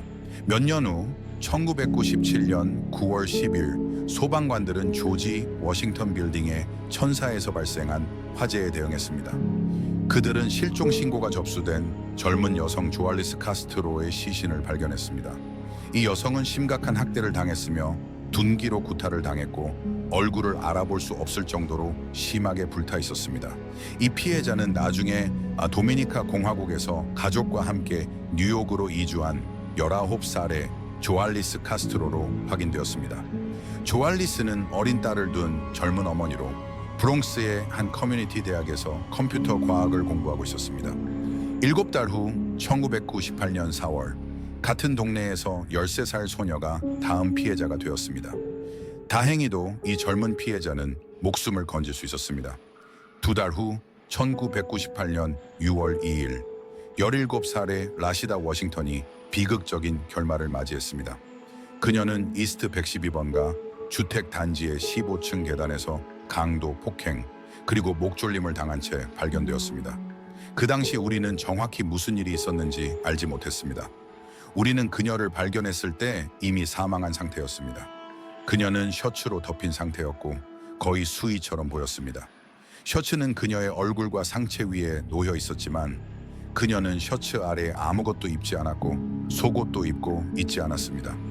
그녀의 시신은 셔츠로 상반신이 덮인 채 벽에 기대어 앉아있는 상태로 놓여 있었습니다. 이전의 피해자들과 마찬가지로 라시다 역시 작고 체중이 45kg에 불과했습니다. 비극적으로도 그녀는 그녀의 18번째 생일을 축하한 지 불과 3일 만에 살해당했습니다. 그해 가을 같은 지역에서 또 다른 2명의 청소년이 공격을 당했습니다. 한 15살 소녀는 1998년 9월 25일에 14살 소녀는 11월 16일에 공격을 받았습니다. 다행히도 이 두 소녀는 공격자를 제대로 보지 못한 덕분에 남자친구를 인터뷰했습니다. 우리는 많은 사람들을 인터뷰했지만 누구도 유력한 용의자로 두드러지지 않았습니다. 이러한 유사한 사건들이 계속해서 쌓여가고 있었지만 경찰은 이스트 할렘에서 청소년 소녀들을 공격하는 연쇄 살인범의 가능성을 공개적으로 인정하지 않았습니다. 그러나 피해자들의 부모들이 제기한 우려로 인해 경찰은 조치를 취하기로 결정했습니다. 1990년대에는 기록된 DNA 샘플 데이터베이스가 상대적으로 작았으며 이는 유죄 판결을 받은 범죄자에 대한 대규모 테스트가 아직 시작되지 않았기 때문입니다. 그러나 1998년 가을 이스트 할렘 사건과 관련하여 중요한 진전이 있었습니다. 뉴욕 경찰청의 법의학 전문가들은 라시다 워싱턴의 살인 사건에서 채취한 체액 증거를 같은 동네의 유사한 사건 2건의 증거와 비교했습니다. 이 테스트들은 세 범죄 모두에 동일한 범인이 연루되어 있음을 결정적으로 연결시켰습니다. 처음에는 첫 번째 피해자가 다른 패턴의 일부라고 생각되었지만 그 사건이 그 패턴과는 관련이 없었고 라시다 워싱턴의 살인 사건과 함께 새로운 패턴을 만들어냈다는 것이 밝혀졌습니다. 마침내 형사들은 하렘의 청소년들을 공격하는 연쇄 범죄자의 존재를 확인하는 확실한 증거를 얻게 되었습니다. 이에 대응하여 경찰 지도부는 용의자를 체포하는 유일한 임무를 가진 전문 형사팀을 구성했습니다. 경찰은 피해자들의 증언을 바탕으로 작성된 연쇄 범죄자의 몽타주를 포함한 수배 포스터를 배포했습니다. 이 포스터가 이스트 할렘에 게시된 지 얼마 지나지 않아 한 사람이 형사들에게 에이스라는 별명을 가진 25살의 남자를 조사해보라고 제안했습니다. 이 남자는 파울라가 살던 같은 건물의 19층에 살고 있었습니다. 경찰은 에이스의 진짜 이름을 아론 키로 신속히 확인했으며 이 이름은 기억에 남았습니다. 아론이라는 이름은 파울라의 살인사건 조사 중 처음으로 등장했습니다. 형사들은 파울라와 함께 엘리베이터를 타고 갔으며 19층에서 내렸다고 주장한 아론 워포드라는 청소년을 기억했습니다. 아론이라는 독특한 이름은 1997년 조할리스 카스트로 살인사건에서도 등장했습니다. 전화 기록을 검토한 결과 조할리스의 집에서 맨해튼 이스트 할렘에 있는 신시아 키에게 걸려온 일련의 전화가 있었다는 사실이 드러났습니다. 나는 신시아 키에게 전화를 걸어 나를 소개하고 그녀가 이 사람을 알고 있는지 물었습니다.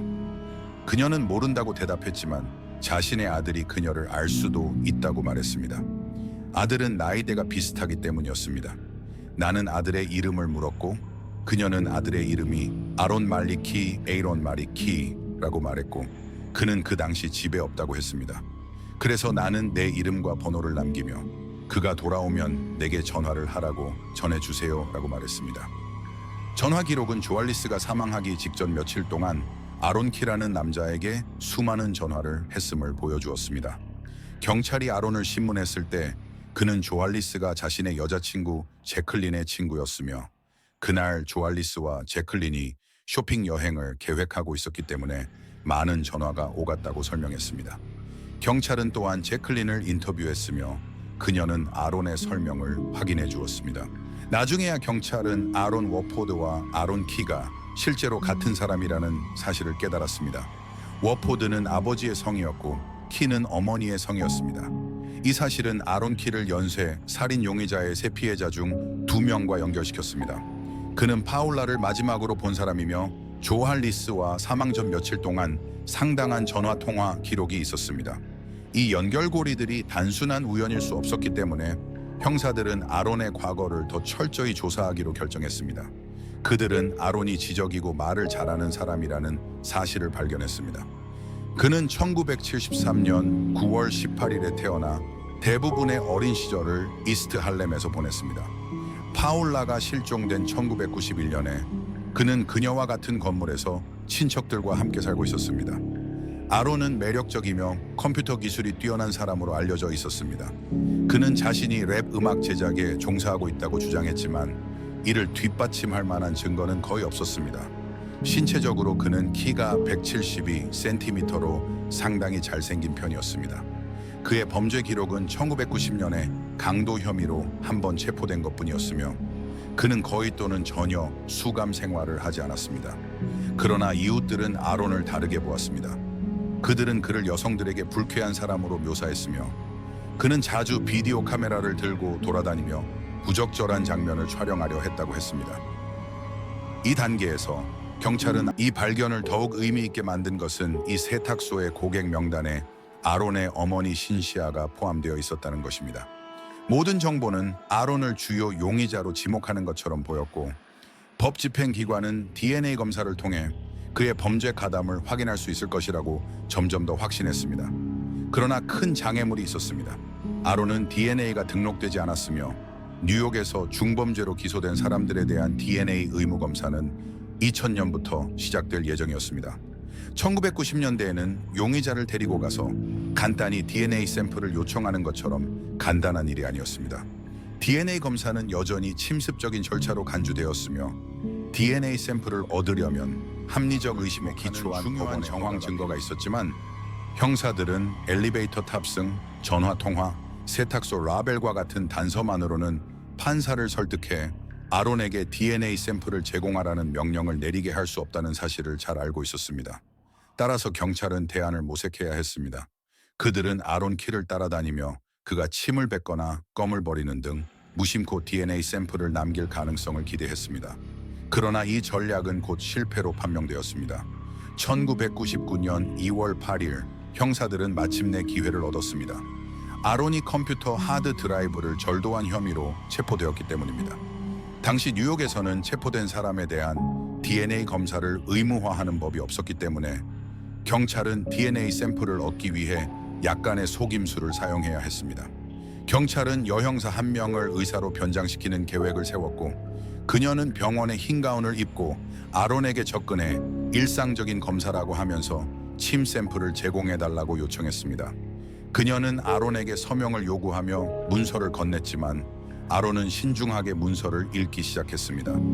DNA 분석을 언급하는 줄을 발견한 그는 협조를 거부했습니다. 그는 자신이 여호와의 증인 신자이며 그 믿음이 자신이 어떤 형태의 의료 처리에도 참여하는 것을 금지한다고 주장했습니다. 아론은 경찰이 무엇을 찾고 있는지 알고 있었고 그것을 제공하지 않겠다고 결심했습니다. 그날 밤 저녁 식사를 마친 후 그는 종이컵을 여러 조각으로 찢어 병이에 버렸습니다.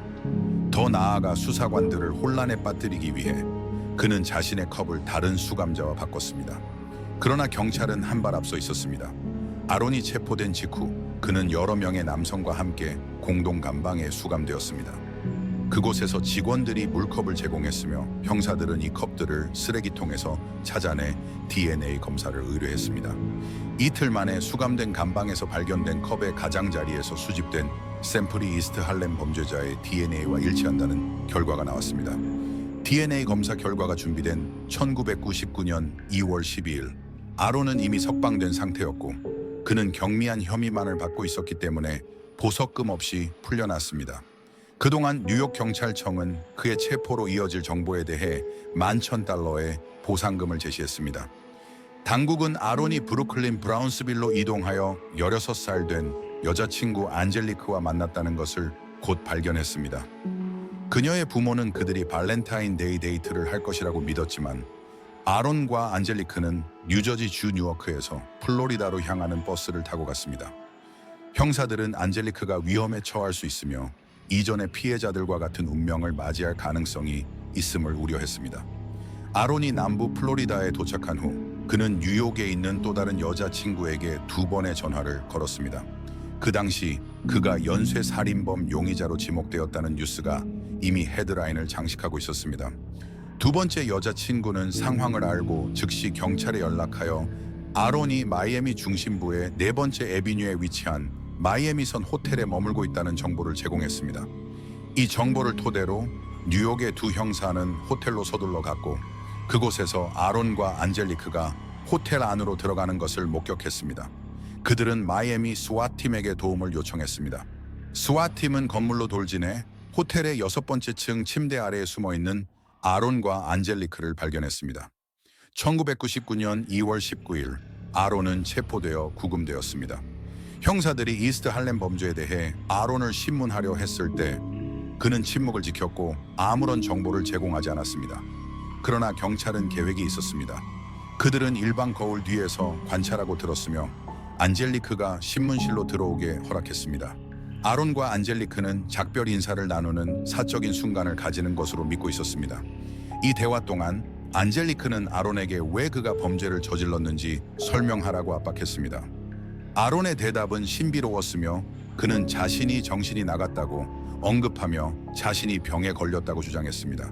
긴 법정 싸움 끝에 4개월 후 아론은 뉴욕으로 송환되어 파울라 일레라, 조할리스 카스트로 그리고 라시다 워싱턴을 포함한 4명의 피해자에 대한 22가지 중대한 혐의로 재판을 받았습니다. DNA 증거는 그를 7사건 중 6사건과 연결시켰습니다. 2000년 가을 검찰관 존 어윙과 리처드 플랜스키는 강력한 사건을 제시했습니다. 아론에게 불리한 증언과 DNA 증거들이 넘쳐났고 그들은 검찰 측 증인으로 130명을 소환했습니다. 그 중에는 아론의 2명의 피해자가 포함되었습니다. 아론은 자신이 첫 번째로 방어 측 증인으로 증언하기를 주장했습니다. 이틀 동안의 증언 동안 아론은 아이처럼 웃는 것에서부터 아기처럼 우는 것까지 다양한 감정을 보였습니다. 그는 기소에 대해 불만을 표명하기도 했습니다. 그의 독백은 판사, 검사 또는 그의 변호사들로부터 거의 방해받지 않았으며 그는 대중문화, 마약, 랩 음악, 감옥 음식, 그리고 형사 사법 체계에 대한 자신의 생각을 포함해 광범위한 주제에 대해 이야기했습니다. 피해자 가족들이 법정에 참석한 가운데 아론은 왜 자신이 젊은 여성들에게 잔인한 폭력을 가한 혐의로 기소되었는지에 대해 기이한 이야기를 제시했습니다.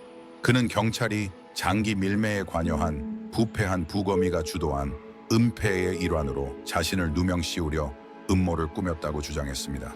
심지어 그는 자신의 DNA가 유전적 혼합이라고 부른 것에 의해 조작되었다고 주장했습니다. 그러나 배심원들은 그의 엉성한 이야기를 믿지 않았습니다. 2000년 12월 16일 유죄 판결이 발표되었을 때 법정은 박수로 터져 나왔습니다.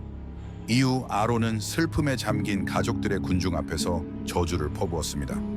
한 달 후 2000년 1월 아론의 피해자 가족들이 그에게 직접 말을 할 기회를 가진 선고에서 파울라의 어머니 올가는 그에게 그녀의 딸이 사망 당시 겪은 고통을 생각하며 그녀가 불면의 밤, 식욕 상실, 걷기나 숨쉬기 어려움, 그리고 평온함이 없는 고통을 이해하기를 바란다고 전했습니다. 올가는 그녀의 딸을 데리고 미국으로 와서 미국의 꿈을 추구한 것에 대한 지속적인 고통을 이야기했습니다. 아론의 발언 순서가 되었을 때 그는 울음을 터뜨리며 미안하다고 말했습니다. 이에 조알리스 카스트로의 남자 사촌은 분노를 터뜨리며 아론에게 달려들려고 했습니다. 이후 판사 조안 사딜릭은 아론에게 3건의 살인 혐의에 대해 가석방 없는 3번의 종신형을 선고했습니다. 추가로 그는 4건의 폭행 혐의에 대해 400년의 형을 선고받았습니다. 아론은 뉴욕 델모어에 위치한 클린턴 교정 다른 주의 입법자들은 폭력 범죄와 관련된 체포에 대한 DNA 검사를 요구하는 법률을 제정했습니다. 이후 이러한 테스트는 폭력 및 비폭력 중범죄 체포의 대부분을 포함하도록 확장되었습니다. 또한 일부 관할 구역에서는 경범죄 체포에 대해서도 DNA 검사를 시작했습니다. 올객의 파울라를 잃은 고통은 여전히 여전합니다. 그녀는 갑작스럽고 부당하게 사랑하는 사람을 잃은 고통이 시간이 지나도 사라지지 않으며 특히 답변되지 않은 많은 질문들이 남아있을 때 더욱 그러함을 너무나 잘 알고 있습니다. 팀 핵, 1980년 8월 9일 고등학교 연인인 팀 핵과 켈리 드류는 모두 19살이었으며 위스콘신주 콘코드의 콘코드 하우스에서 결혼식 피로연에 참석한 후 실종되었습니다.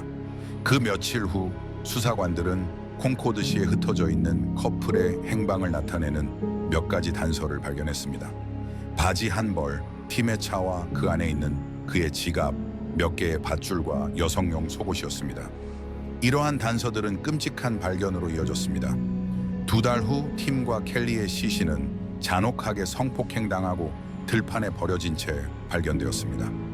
거의 30년이 지난 후 DNA 기술의 발전과 예상치 못한 목격자, 그리고 진실을 찾기 위한 한 수사관의 끈질긴 노력이 범인의 신원을 밝혀냈습니다.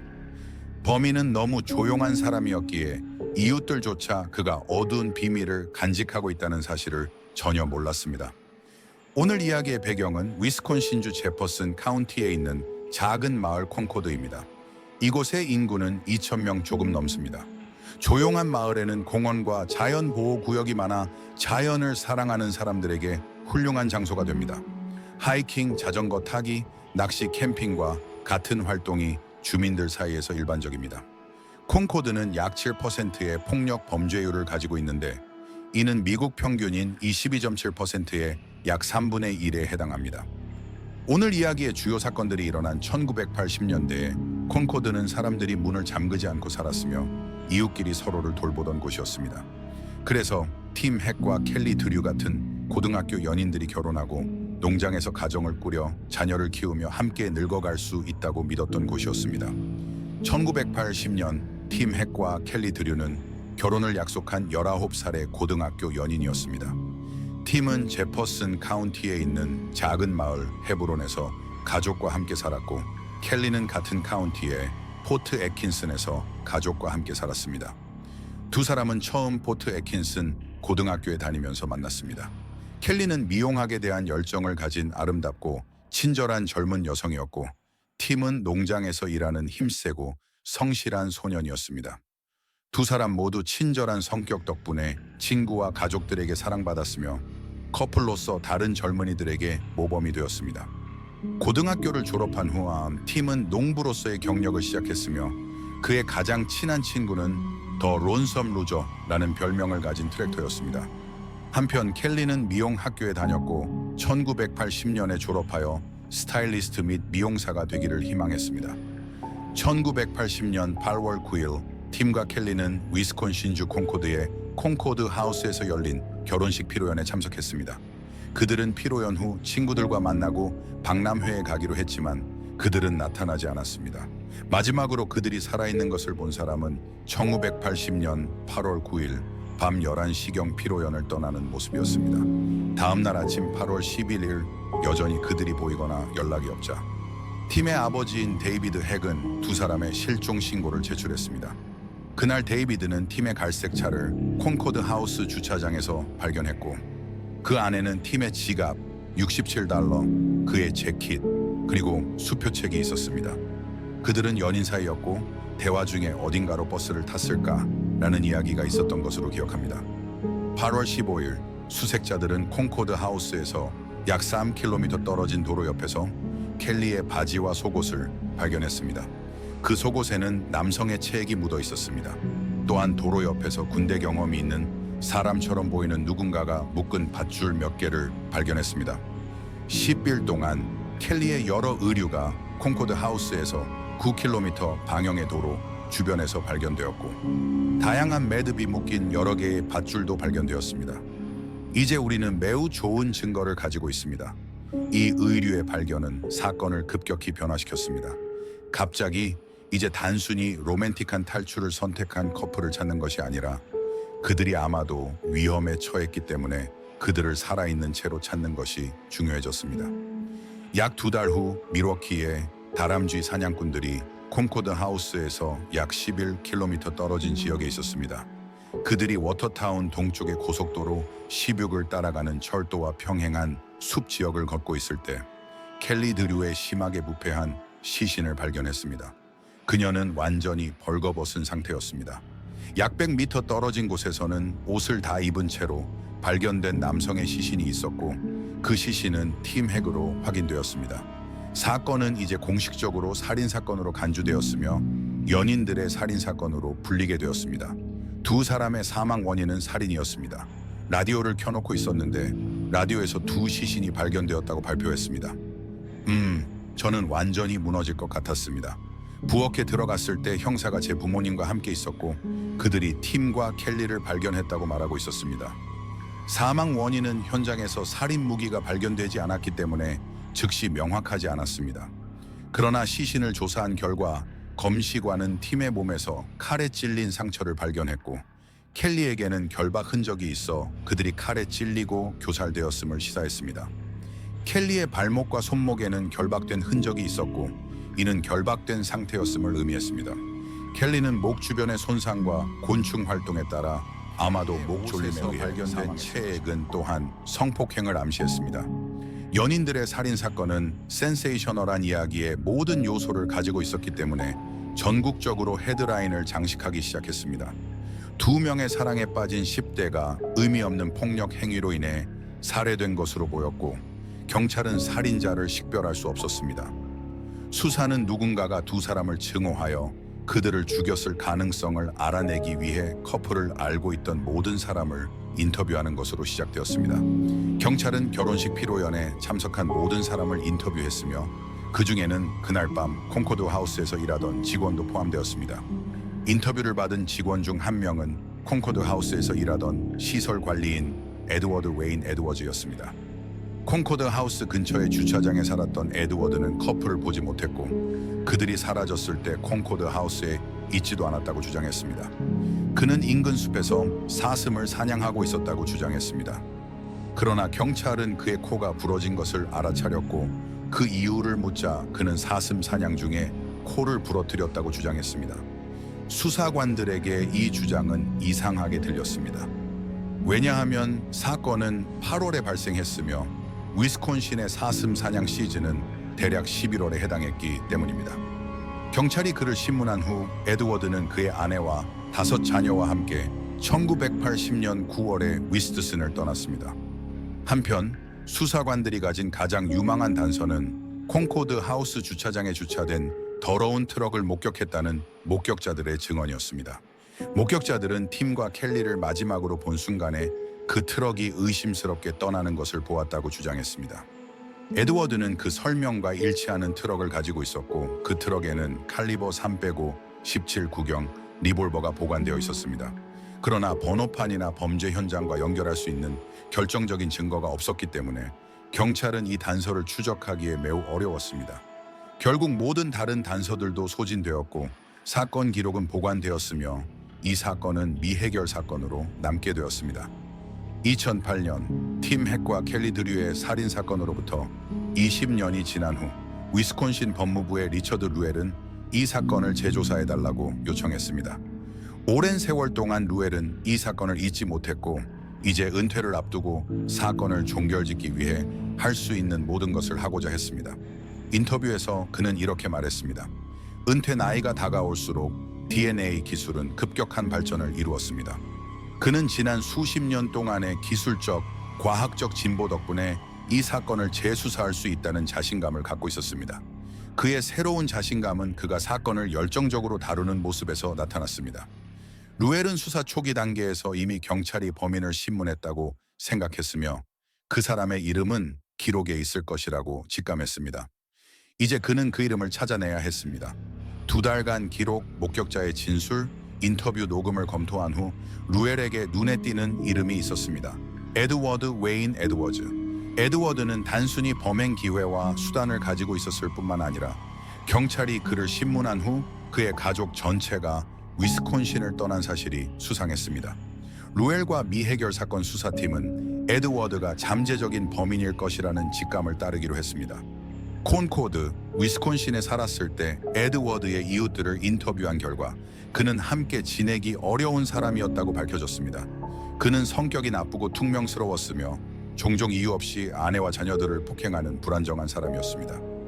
사람들은 그를 기본적으로 괴물로 여겼습니다.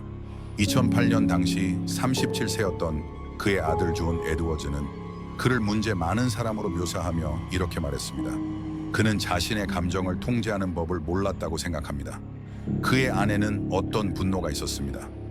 2009년 4월 에드워드의 딸인 에이프릴 발라시오가 수사 당국에 충격적인 정보를 제공하기 위해 연락을 취했습니다.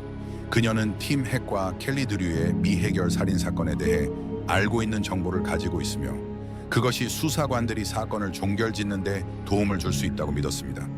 그러나 이 정보는 그녀의 삶에서 가장 가까운 사람 중 한 명인 그녀의 아버지 에드워드 웨인 에드워즈를 연루시키는 것이었습니다. 에드워드는 긴 범죄 기록을 가진 전직 해병이었습니다. 에이프릴은 어린 시절부터 호기심 많은 아이였으며 그녀의 아버지의 이상한 삶은 그녀에게 가장 매력적인 퍼즐이었습니다. 그녀는 평생 동안 아버지의 생활 방식과 가족이 자주 이사를 다녀야 하는 이유에 대해 궁금증을 가졌습니다. 어느 날 그녀는 성인이 되어 팀 핵과 켈리 드류의 미해결 살인 사건에 대한 뉴스 기사를 발견했고 그들이 콘코드, 위스콘신을 떠난 시기가 그 시기와 일치한다는 것을 기억했습니다. 퍼즐 조각들이 맞춰지기 시작했고 그녀는 당국에 연락해야 한다는 것을 직감했습니다. 에드워드 웨인 에드워즈는 1933년 오하이오주 에크론에서 태어났습니다. 그는 어린 나이에 부모를 잃었고 수녀들이 운영하는 고아원에서 생활해야 했습니다.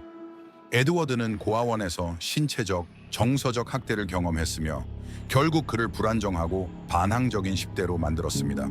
그는 절도와 가택 침입과 같은 경범죄로 경찰과 여러 차례 충돌을 겪었으며 17살의 나이에 소년 교도소에 수감되었습니다. 1951년 에드워드는 18살에 소년 교도소에서 석방되었으며 석방 조건은 미 해병대에 입대하는 것이었습니다. 그러나 그는 해병으로 몇 달 만에 실종되었고 불명예 제대를 받았습니다.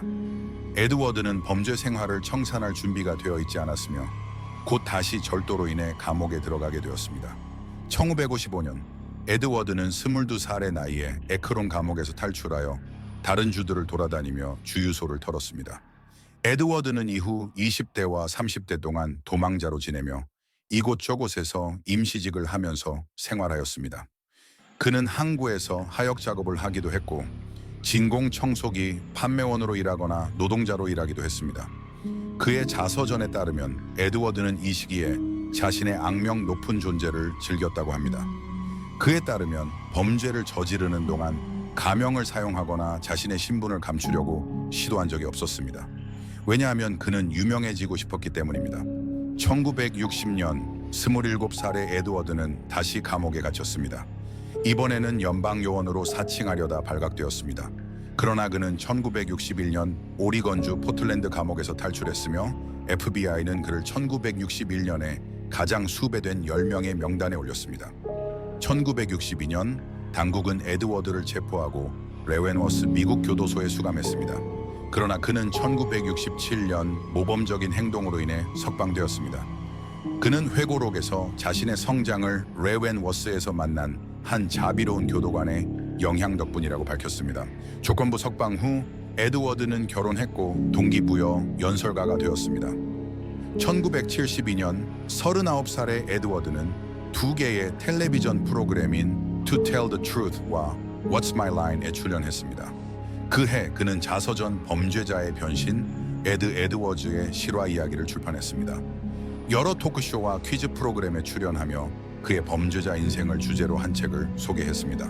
1960년대 후반 에드워즈는 FBI의 10명의 수배자 명단에 올랐으며 오리건주 포틀랜드에서 발생한 이중 살인 사건의 용의자로 지목되었습니다.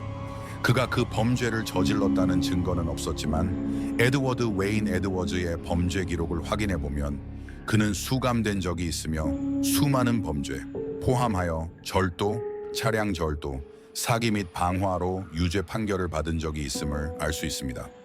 그는 많은 나쁜 짓을 저질렀습니다. 그는 전형적인 연쇄, 살인범의 모든 전형적인 특징을 보였습니다. 그는 나쁜 사람이었고 불을 지르는 것을 좋아했으며 극도로 별들이 그의 운명과 일치하는 것처럼 보였습니다. 그는 시스템을 비웃으며 성공의 길을 걷고 있었습니다. 불행히도 에드워드의 행운은 오래가지 않았습니다. 1977년 그는 그의 첫 번째 살인을 저질렀습니다. 그의 희생자는 오하이오주 스털링의 주민인 21살의 빌리 라바코와 18살의 그의 여자친구 주디스 스트라우브였습니다. 빌리와 주디스는 1977년 8월 7일에 데이트를 하러 나갔지만 그들은 결코 돌아오지 않았습니다. 그날 나중에 주디스의 차가 실버크릭 메트로파크 주차장에서 발견되었으며 그녀의 신발과 가방이 여전히 차 안에 있었습니다. 다음 날 8월 8일 노튼 경찰은 가족들의 도움과 주 방위군 헬리콥터를 동원하여 빌리와 주디스를 수색하기 시작했습니다. 수색팀은 메트로폴리탄 공원 근처의 높은 수풀 속에서 그들의 시신을 발견했습니다. 그들은 스물구경 샷건으로 근거리에서 총격을 받았습니다.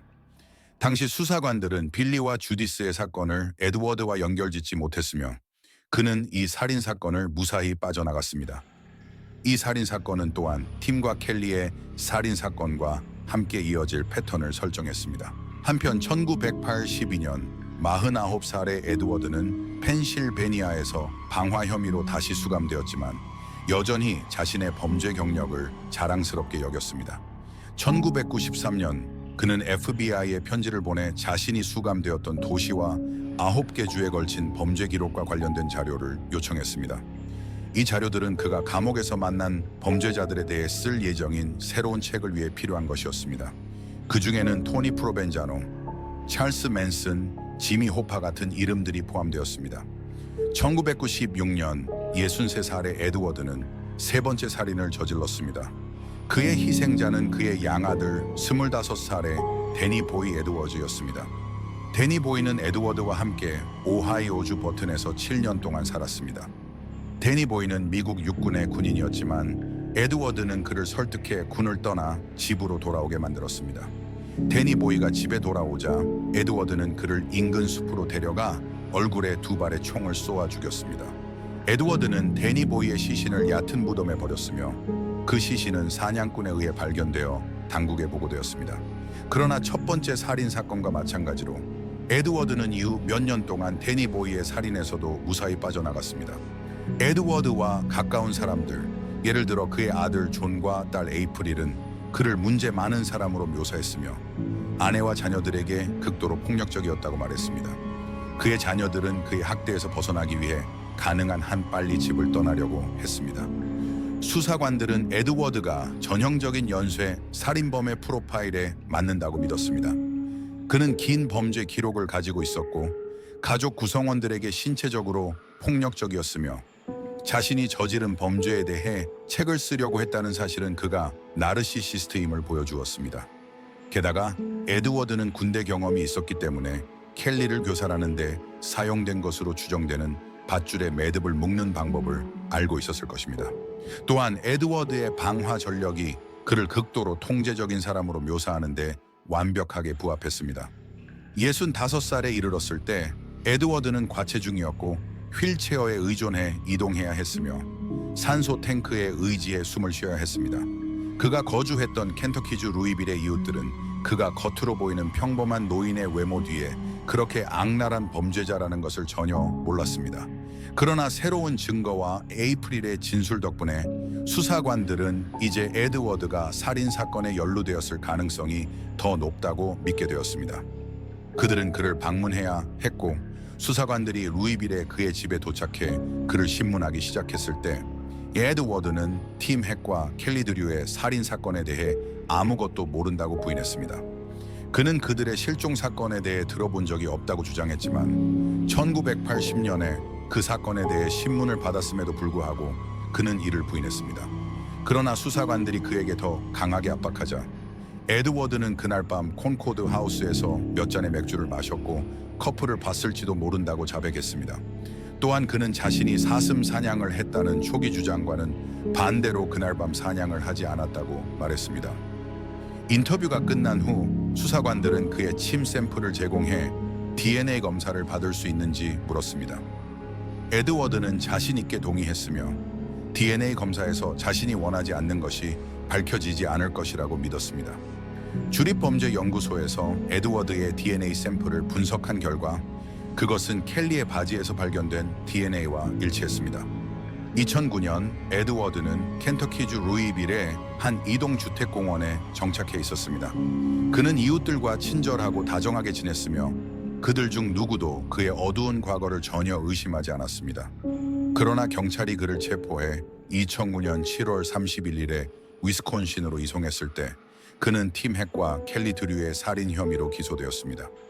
신문하는 동안 에드워드는 DNA 검사 결과와 직면하게 되었으며 수사관들은 그의 체액이 어떻게 켈리의 옷에 묻었는지 설명해달라고 요청했습니다.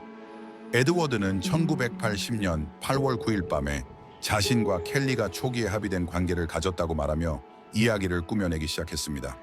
그는 좌석에서 불편해하며 손을 이리저리 움직였습니다. 수사관들이 그의 연기를 믿지 않는다고 느낀 순간 그는 한숨을 쉬며 중얼거렸습니다.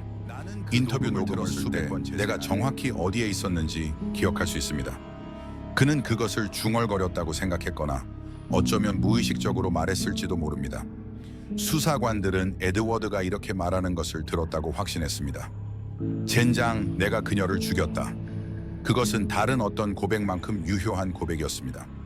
에드워드에게는 게임이 끝났고 그는 팀 핵과 켈리 드류의 살인 사건에 대해 유죄를 인정하기로 결정했습니다. 2010년 4월 에드워드 웨인 에드워즈는 1980년의 연인 살인 사건으로 유죄 판결을 받았고 두 건의 종신형을 동시에 선고받았습니다. 에드워드는 사형을 원했지만 위스콘신주에는 사형 제도가 없었습니다. 하지만 은퇴한 살인 사건 형사 필 워터스에 따르면 에드워드는 감옥에 갔다 왔고 그가 어떤 삶을 살았는지 알고 있으며 그는 감옥에서 천천히 죽어가는 것을 원하지 않는 사람입니다. 에드워드는 주가 그에게 사형을 선고하도록 설득하기 위해 오하이오주 검사실에 다음과 같은 편지를 썼습니다. 당신은 내 팔에 주사기를 꽂고 싶을 것입니다. 2010년 에드워드는 1977년에 21살의 빌리 라바코와 18살의 주디스 스트라우브를 살해한 혐의를 자백했습니다. 하지만 그가 1977년에 살인을 저질렀을 때 사형 제도는 위헌 상태였기 때문에 그의 소망은 이루어지지 않았고 대신 각 살인 혐의에 대해 종신형을 선고받았습니다. 하지만 에드워드는 여전히 마지막 카드를 가지고 있었습니다. 2011년 감옥에서의 인터뷰 중에 에드워드는 자신의 양아들 데니보이 에드워즈 25살의 살해를 자백했습니다. 그의 동기는 데니보이가 죽었을 때 받을 25만 달러의 생명보험금이었습니다. 이번에는 그의 계획이 성공하여 2011년 3월 8일 에드워드는 데니보이 에드워즈의 살해로 인해 사형을 선고받았습니다. 비록 에드워드는 5건의 살인 혐의로만 유죄 판결을 받았지만 최소 9명에서 15명의 추가적인 희생자가 있을 것으로 추정됩니다. 필 스탠퍼드가 쓴 페이튼 앨런 파일이라는 책에서는 에드워드가 1960년 오리건주 포틀랜드에서 발생한 베벌리 앨런과 레리 페이튼의 살인사건에 책임이 있을 수 있다고 제안했습니다. 2017년 3월 제퍼슨 카운티 보안관 사무소의 수사관 중 한 명인 찰드 가르시아는 에드워드가 유명한 조디악 킬러 사건을 포함하여 다른 15건의 살인사건에 책임이 있을 수 있다고 제안했습니다. 은퇴한 살인사건 형사 존 카메론도 에드워드가 조디악 킬러와 다른 고등 프로파일 미해결 사건에 책임이 있을 것이라고 믿었지만 이러한 주장들은 아직 증명되지 않았으며 음모이론으로 간주됩니다. 2011년 4월 7일 에드워드 에드워즈는 오하이오주 콜럼버스의 교정의료센터에서 77살의 나이로 사망했습니다. 그의 사망 원인은 자연사로 최소 5명의 사망자와 수많은 사람들에게 고통을 남긴 폭력 범죄의 물결에 비해 상대적으로 자비로운 결말이었습니다. 에드워드는 2011년 8월 31일에 예정된 치명적인 주사로 인한 처형을 피했습니다. 비록 에드워드가 체포되어 팀과 켈리의 살인 사건으로 유죄 판결을 받았지만 그들의 가족들은 완전히 안도감을 느끼지 못했습니다. 켈리의 어머니 노르마 워커는 에드워드의 체포가 오래된 상처를 다시 열어버렸다고 말했습니다. 그녀는 이렇게 말했습니다. 저는 이 날이 오기를 기다렸지만 이제 이 날이 오니 정말 힘들어요. 모든 것이 다시 시작되며 모든 기억이 돌아옵니다. 그는 제 딸을 빼앗았고 크리스마스, 생일, 결혼식, 가족이 함께하는 모든 것을 빼앗아 갔습니다. 팀의 가족에게는 아들의 살인범이 밝혀졌다는 사실이 충분했습니다. 팀의 아버지 데이비드 핵은 모든 것이 끝났다는 사실에 그저 만족하며 에드워드가 살인범임을 확인해준 DNA 기술에 감사한다고 말했습니다. 에드워드의 딸 에이프릴 발라시오는 그녀의 단서가 미해결 사건을 종결짓는 데 도움을 준 후 이제 미해결 사건의 희생자 가족들이 안정을 찾도록 돕는데 그녀의 시간을 헌신하고 있습니다. 그녀의 팟캐스트 The Clearing을 통해 그녀는 미해결 살인 사건을 조사하고 당국이 사건을 다시 조사하도록 설득하려고 노력하고 있습니다. 팀 핵과 켈리 드류는 그들에게 다가왔던 밝은 미래를 잔인하게 앗아간 에드워드 에드워즈에 의해 목숨을 잃었습니다. 이 연쇄 살인범은 그 커플에게 개인적인 원한이 없었고 그저 그들이 잘못된 시간에 잘못된 장소에 있었다는 것만으로 그들을 죽였으며 이는 이 사건을 더욱 비극적으로 만듭니다.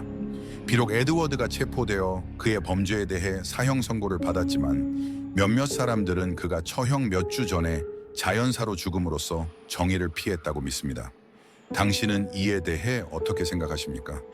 에드워드는 마땅한 대가를 받았습니까? 그의 희생자들은 정의를 얻었을까요? 여기까지 왔다면 이 다른 범죄 사건을 보지 않았나요? 놓치지 마세요.